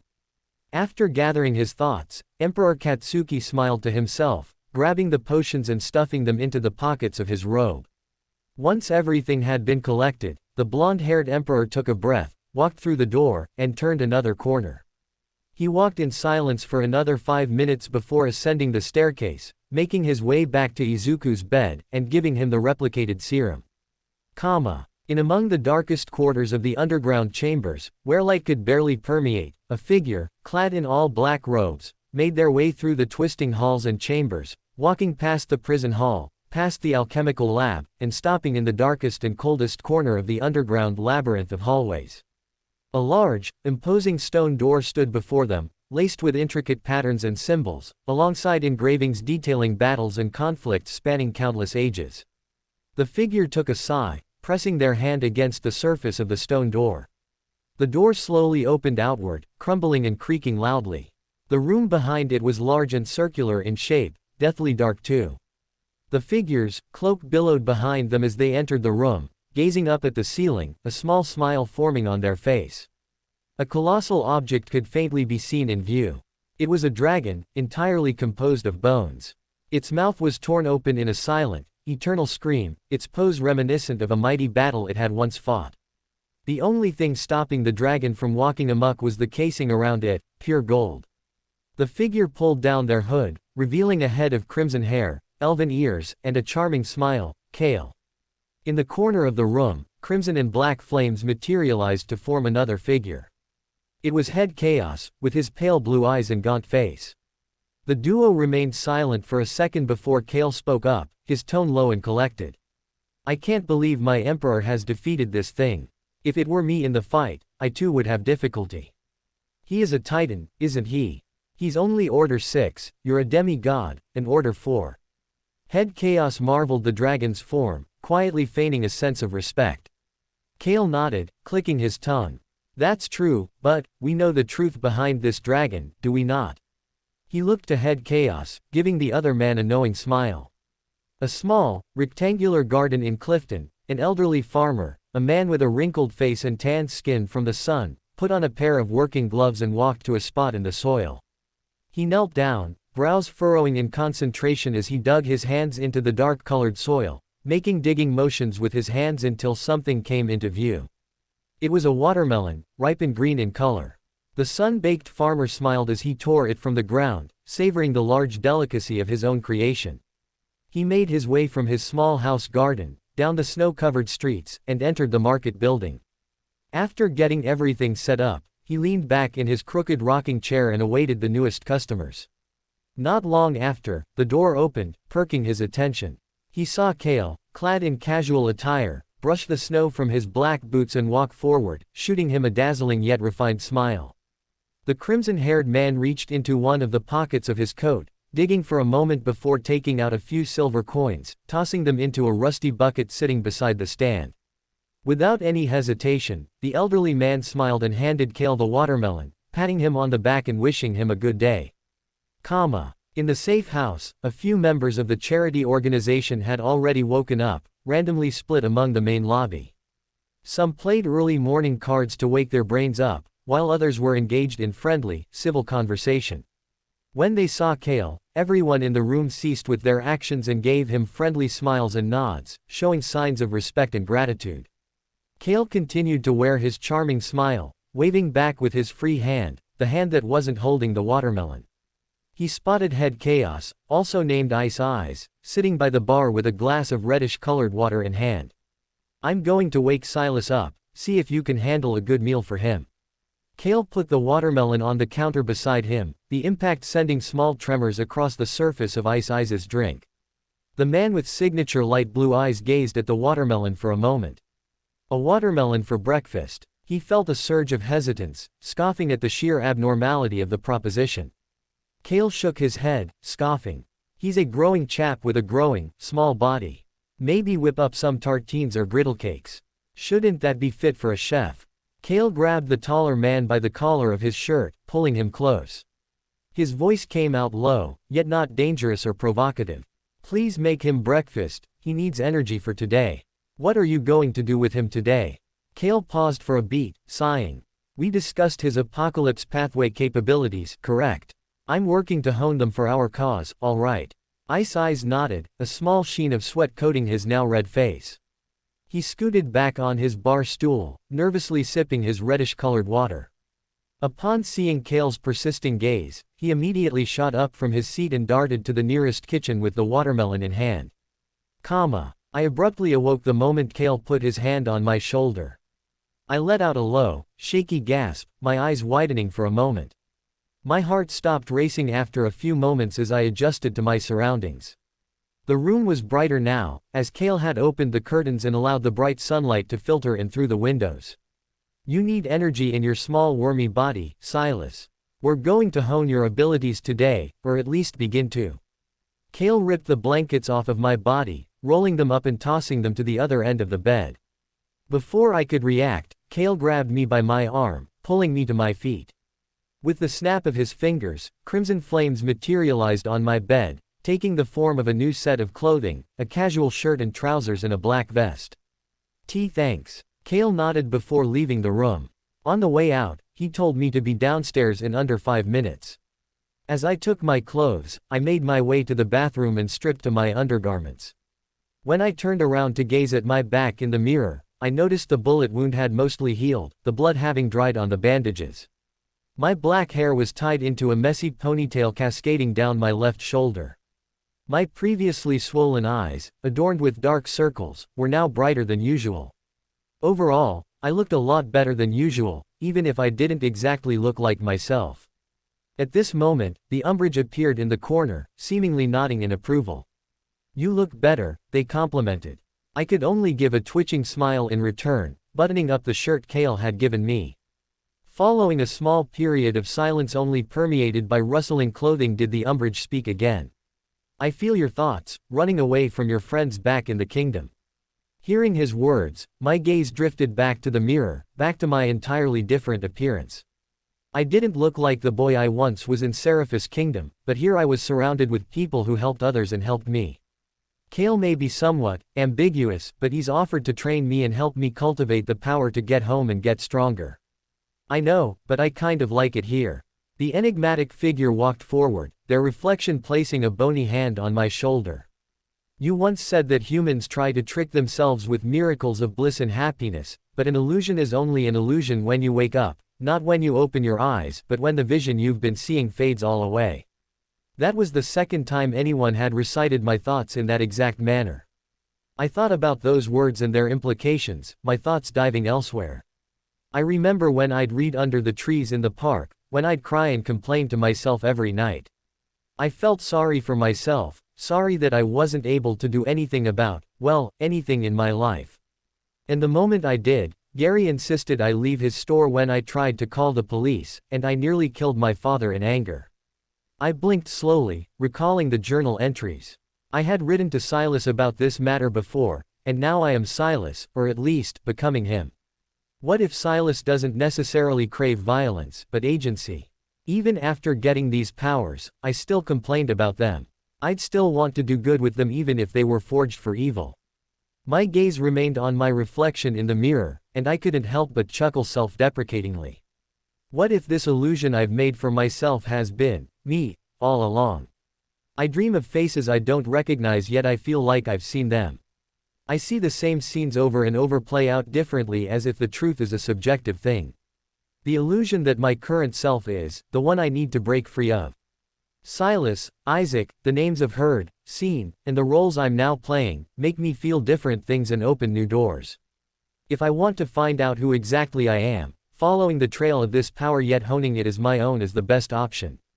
With Kale's help, I'll be anything I want to be. I finished changing, stepping out of the bathroom with a smile. As I walked downstairs and stepped into the lobby, I saw Kale and Ice Eyes sitting by the counter with a large plate of food. On the plate was a small stack of sliced watermelon, a slice of bread with jam on top of it, and a small stack of pancakes drizzled in maple syrup. Eat up. Kale stood up, stepping back while smiling. Ice Eyes remained in his seat, watching me sit down a few meters away from him to begin eating.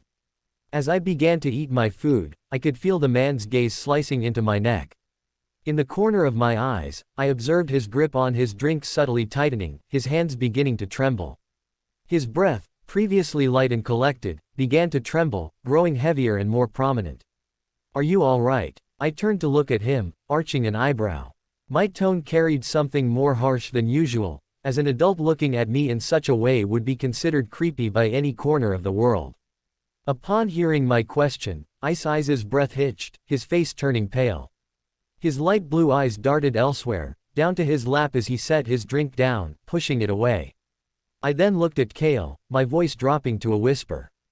Is something wrong with him? Kale exchanged a glance with the gaunt man, noticing Ice Eyes' peculiar demeanor. A tense silence filled the air, which was abruptly severed by Kale clearing his throat. He's quite restless at times. Now, shall we get going? The crimson-haired man approached me as I finished my breakfast, pushing the dirtied plate away and placing a hand on my back. He guided me to my feet, helping me to the door. As we left the safe house, the cold air of the wilderness assaulted all my senses, making me wince slightly.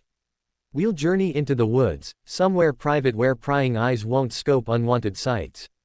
Kale spoke, a small, serene, and placid smile forming on my face.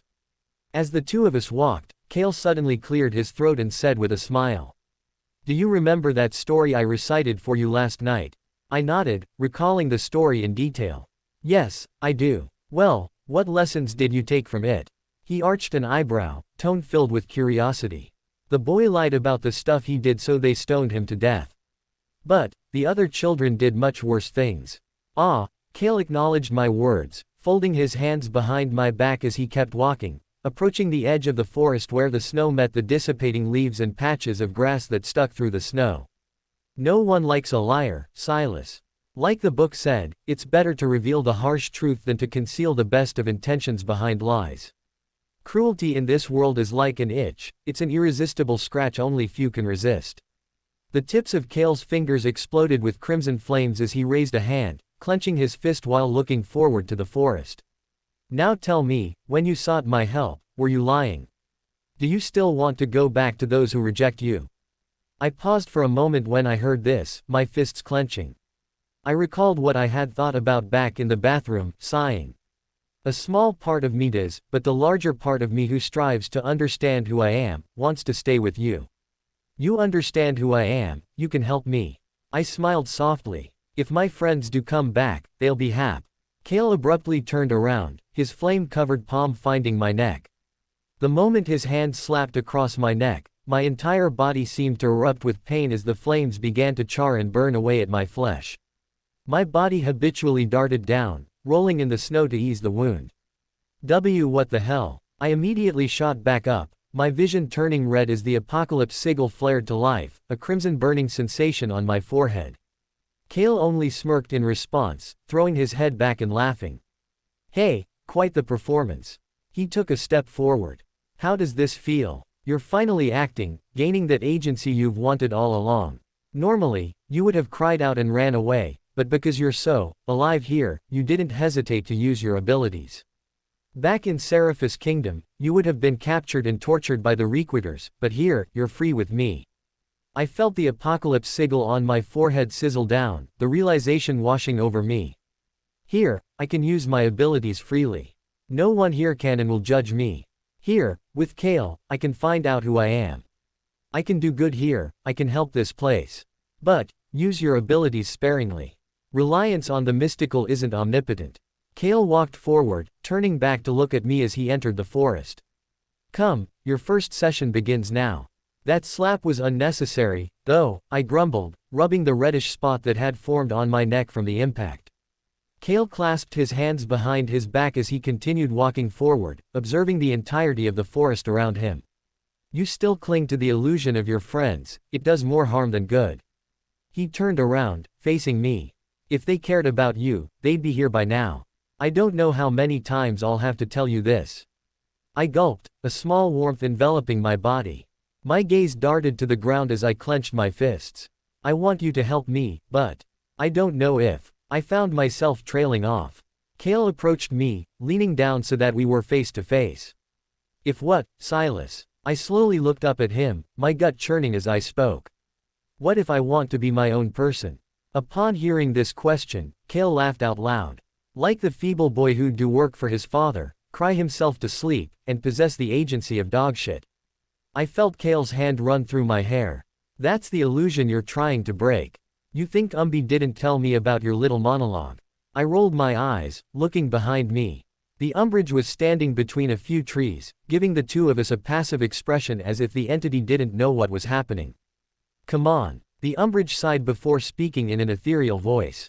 "Kale requested that he know everything you say, it's a benefit of our past connection." I looked back at Kale.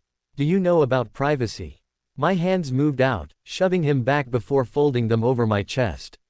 Kale didn't attack or retaliate. He simply raised his hands as his casual smirk reappeared on his face. It's because I don't want you getting hurt, Silas. This world, your actions, they have consequences. A little birdie told me you even exacted war against the deities themselves. Umbridge here told me they don't care about my existence, they wouldn't bother dealing with me. Hearing this, Kale continued walking. Corvith once told me that it takes a lot to make a deity angry. I'm not surprised a cream puff like you failed to make a dent in Mother Nature's side. She can get angry. I felt a trail of goosebumps wash over me. Legend says that after the cataclysm, Mother Nature blamed humans for what Corvith did, so she sent forth a mighty famine. Why, you were there, weren't you? Is that true? Kale shook his head, scoffing. There was already famine and destruction following the cataclysm, so she had no need to intervene to begin with. It was only after the Mother Nature Church was re-established that she was able to fix the world to an extent. I couldn't help but chuckle in a deprecating manner. So as long as we have churches, Mother Nature won't get pissed at anything. The elven man laughed. Maybe that's so. But even if half the world worshipped Corvith, he'd still seek forth chaos and violence. That's how he always was. Kale paused, lips parting as he ran a hand down his chin. At least before he met my mother. Your mother? Didn't she write that book you showed me? Kale shook his head. No, it's simply stories she collected from her culture and legends she heard as a child. Her name was Bella Foster, Princess of the Adligan clans. Adligan clans. I felt an immense rush of familiarity upon hearing the name. Isn't that where Helena's father was from? He clicked his tongue, nodding. Correct. Now. Kale abruptly clapped his hands, his form expanding. I watched as the bronze-colored skin of his stomach split open like a book, revealing his ribs and internal organs. A pair of goat-like horns protruded from his head, curling in a spiral fashion. With a low growl, he extended his hand towards me, prompting me to take it. What the? I stumbled back, blood running cold. Noticing my reaction, Kale rolled his eyes, groaning in a dual-tone voice. Once you advance to Order 7 and become a Titan, you begin to achieve a Titan body. When you're a demigod, this form is complete. He spun around, giggling like a little girl. Don't I look nice? You do kinda look cool, I replied sheepishly, hands diving into my pockets. After you digest your Harbinger potion, you'll begin to see a few changes. Kale suddenly picked me up, hoisting me onto his back. In a burst of movement, Kale propelled himself forward, the trees and foliage of the forest appearing as a blur on either end of me as Kale ran with superhuman speed. I held on for dear life, burying my head into his back. I could only curse under my breath until the running came to a stop. When I raised my head to look around, we now stood in a desolate clearing. There were little to no trees around us, only dead stumps and trunks that branched upwards with leaves that bore no leaves. The ground below was soil-less, composed of stone that had been cracked from the weather and the passage of time. Kale dropped me to my feet before transforming back.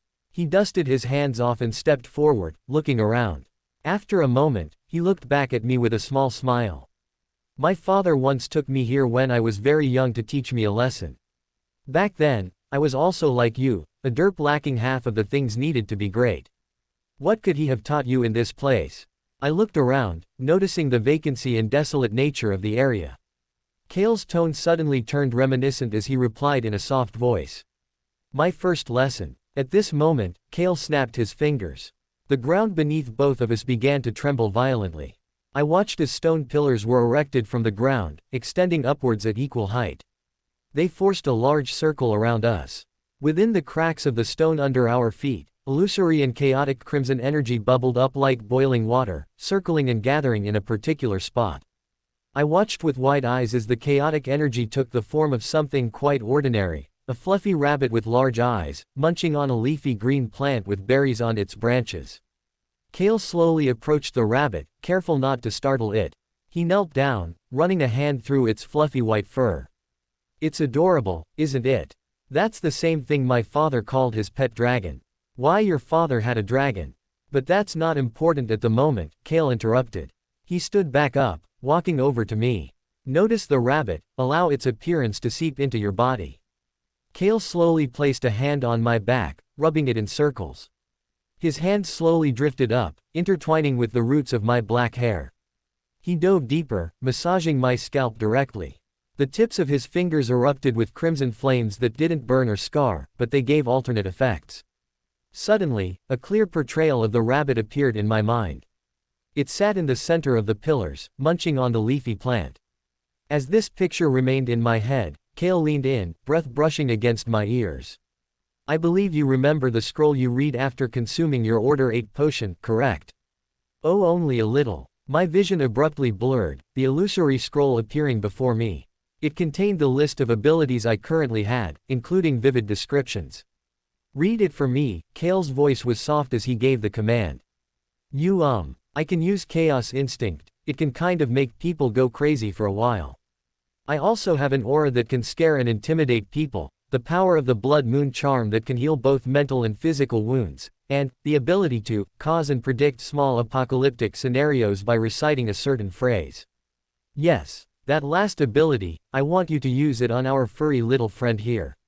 I felt my blood run cold, breath hitching. What? Kale's eyes flickered as he released his grip on me. He stepped back and gestured to the rabbit sitting idly in front of me. Is this lesson just me killing this creature? I felt my expression twitch, a maelstrom of unwanted emotions coursing through me. No, it's something more. Recall what Cosette told you about violence. The image of the boy with goggles surfaced in my mind, how he had laughed and thrown snowballs at me. It wasn't a violent act, but he was having fun doing it. The boy had said that not all fighting or violence is necessarily so. But, this is an innocent creature, a damn rabbit that's just eating a plant. Kale shook his head, chortling under his breath. What if I told you that the rabbit here contains a plague, and it stole that leafy green from a starving family, and that plague it carried killed all the cattle and livestock the family has? What? I stepped back from the rabbit. Why haven't we been infected yet? We're spiritually invisible to the creature, you see. In this area, we are pure apocalyptic energy. Pure apocalyptic energy. I turned to look at Kale with a perplexed expression. Kale bent down, running a hand through the cracks of the earth beneath his feet. Corvith walked here, infecting this place with his spiritual aura. Anyone of a different pathway would surely suffer negative effects, but due to our unique status, having the same pathway as him, we're an exception, we're something this place embraces. He looked back at the rabbit and smiled. Now, defeat the plague and seal the rabbit away. I noticed changes occurring in the rabbit's body. Its body suddenly expanded and contracted like it had a massive heartbeat encompassing its entire body. The rabbit's eyes turned crimson red, looking in my direction. Its skin split open, revealing terrifying pathogens that came in the form of small, writhing insects and maggots. The ground beneath us began to sprout with pale white mushrooms that emanated an aura of rotten destruction. A few trees in the area have already begun to dissipate, their leaves turning brown and wilting away. Damn it! I gritted my teeth, closing my eyes. The image resounded in my mind, echoing its previous form. I opened my mouth, a strange buzzing sensation accumulating under my tongue as I habitually spouted the word. Die. In that instant, all surrounding effects and sensations ceased in less than a second. The rabbit's body, previously chaotic and destructive, shrank back and turned into a small, writhing ball of tentacles and organic material. The tentacles were black and red in color, warping and moving slowly. I opened my eyes, wincing as I looked around. Everything had returned to normal. Kale spun around in a complete circle, marveling at the surrounding area with a look of pure bliss and accomplishment. He ruffled my black hair and wolf whistled. You didn't hesitate like usual, you saved all of Clifton and the rest of the world. Was that plague really that deadly? I asked. Kale nodded. Yep, it was a copy of the one primarily seen after the cataclysm. Us apocalypse seekers can't actually bring forth plagues, as that's the dominion of the vitality pathway, which governs all biological processes, but Corvith's sheer power and residual aura were enough to cause calamities and chaos even after his death. So, that's the lesson, saving the world from a deadly rabbit plague. I scoffed, rolling my eyes. No, it was your lack of hesitancy. Back in that room with those men who wanted to kill you due to how you looked, it was scary, wasn't it? You were terrified to fight, yet you did.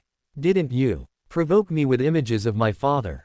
Kale looked at me for a short period of time before responding. I did, Silas. That was all the proof I needed that your past still clings to you. You still flinch when you hear his name or see him. That night you tried to kill him, didn't it feel good for a little while after? I reflected on his words for a moment, a recollection of the night replaying vividly in my mind. I was sick of this lifestyle of mine, being the loser, the sore thumb that organized papers and did what he wanted without asking myself if I could change things. Kale nodded. And what did you change today? Well, I felt a small smile form on my face. I helped you and everyone else by killing that deadly rabbit and preventing the disease from spreading. Kale clicked his tongue in approval, ruffling my hair again. Good, good. What you did today was violent, but it was for the greater good. Like Cosette said, not all violence is for a bad purpose. Not every weapon meant to shed blood has to shed blood. Wait, so Corvith taught you that? I'd thought he'd kill that rabbit for the hell of it. The crimson-haired man scoffed. While he was quite eccentric with his mannerisms and ideology, he isn't a brute at full force. He's smart, can spout wisdom, and he was also a great father to me, and a good husband to my mother. Kale turned back around, facing the forest behind us. He slowly walked forward, gesturing for me to follow him. I can feel you've already digested your potion a little, that's a good thing. You acted with violence, but you didn't do harm. Agricultural District, a subsidiary faction within the ranks of the Pollinators, was a bustling building abroad with a myriad of different experiments. They had known about the current crisis for only a few days now, and had already begun making corresponding arrangements and preparations. Everyone in the building turned their heads the moment two figures entered. They had dark blue hair, matching ears and tails, and were smiling. Francis and Fatima walked in, pulling a small wooden wagon with a large amount of supplies behind them. The supplies included objects like test tubes, samples of soils from abroad, and other miscellaneous objects. Francis huffed as the wagon came to a stop, leaning against the wooden frame and wiping the sweat off his brow. Upon seeing the others in the agricultural district looking at him, he couldn't help but sigh inwardly and collect himself. He brushed himself off, regaining his posture. I presume you're all hard at work here. Francis received no response back, only skeptical glances oriented on him, his sister, and the wagon trailing behind them. The navy blue Vulpor chuckled dryly as he turned to his sister, silently begging her to commence with introductions. Fatima adjusted the collar of her work shirt and smiled at the men and women present in the workshop. I apologize for my brother's faulty introduction. My name is Fatima, and this is Francis. We've been sent here to help with the current agricultural issues. One of the men working there, a man with straight blonde hair, a thin beard on his chin, and a pair of dazzling emerald eyes approached them. Though his complexion, whilst charming for most, exhibited disgust towards the duo before him. Why are you tailbacks here? Excuse me. Francis scoffed, tail flicking back and forth as he sat up from the carriage, clenching his fists at his sides. Calm yourself. Fatima looked to her brother, brows furrowing. Let me do the talking. Francis pouted and rolled his eyes, looking away. Listen here. I don't like the use of that word, all right. We've been sent here on decree of Emperor Katsuki himself. His empire is struggling and so is yours. If you want more help, I'd recommend not taking us at face level. Fatima spoke with calmness and clarity, a more professional instigation than what Francis would have opted for. Hearing this objection, the blonde-haired man sighed heavily, gesturing to the wagon. Just let me check the wagon first. Both twins watched in silence as a few other men and women walked over, brows furrowed in expressions of heavy solemnity and focus as they raked over the contents of the wagon. After a few seconds of scuffling and silence, Francis spoke up. What are you guys looking for? Drugs, poisons, the usual stuff. A woman with hair tied into a bun obscured by netting, replied with a serious tone. Her crimson eyes darted to Francis, flickering with subtle, controlled intimidation. You don't have any of those, right? Francis felt his face pale, but he chuckled and adjusted his cravat. No, we don't. Hee hee, why would we have drugs and poison if we want to help you guys?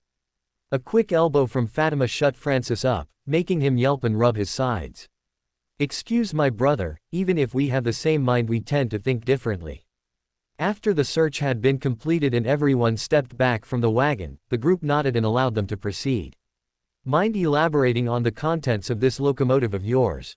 Francis and Fatima scurried forward, reaching into a sack in a bottom compartment. They dug for a few seconds before taking a few bottles of liquid. They were bluish-green in color, with what seemed like exploding blue fireworks within the potion. Seeing this peculiar concoction, the men and women feigned palpable interest. "May I ask what it is?" A woman with a pair of glasses and pale white hair asked with a smile. Francis clicked his tongue and unscrewed the lid, sniffing the concoction. "It's a biological acceleration remedy, or BEM for ease of language." He smiled as he stretched his hand out, pointing to a pot of soil on a nearby workbench. "Mind handing that over?" "I'm afraid we can't do that. That's confidential knowledge only permitted to our ranks," an employee replied. Francis rolled his eyes, pointing to another pot of soil on another table. "What about that?" "The same thing," Fatima scoffed, reaching into the wagon and taking out a small wooden box full of soil. "We wanted to test our product on other soils before ours to see if it's a good independent variable." Everyone in the facility watched with rapt attention as Fatima set the pot of soil on the floor, turning to Francis who held the glowing liquid. With a small smile, she gestured for her brother to commence. Francis knelt down beside the pot of soil, brows furrowing a millimeter as he unscrewed the lid. "Stand back." Francis slowly tipped the bottle to the pot, allowing a few drops of the serum to seep into the soil below it.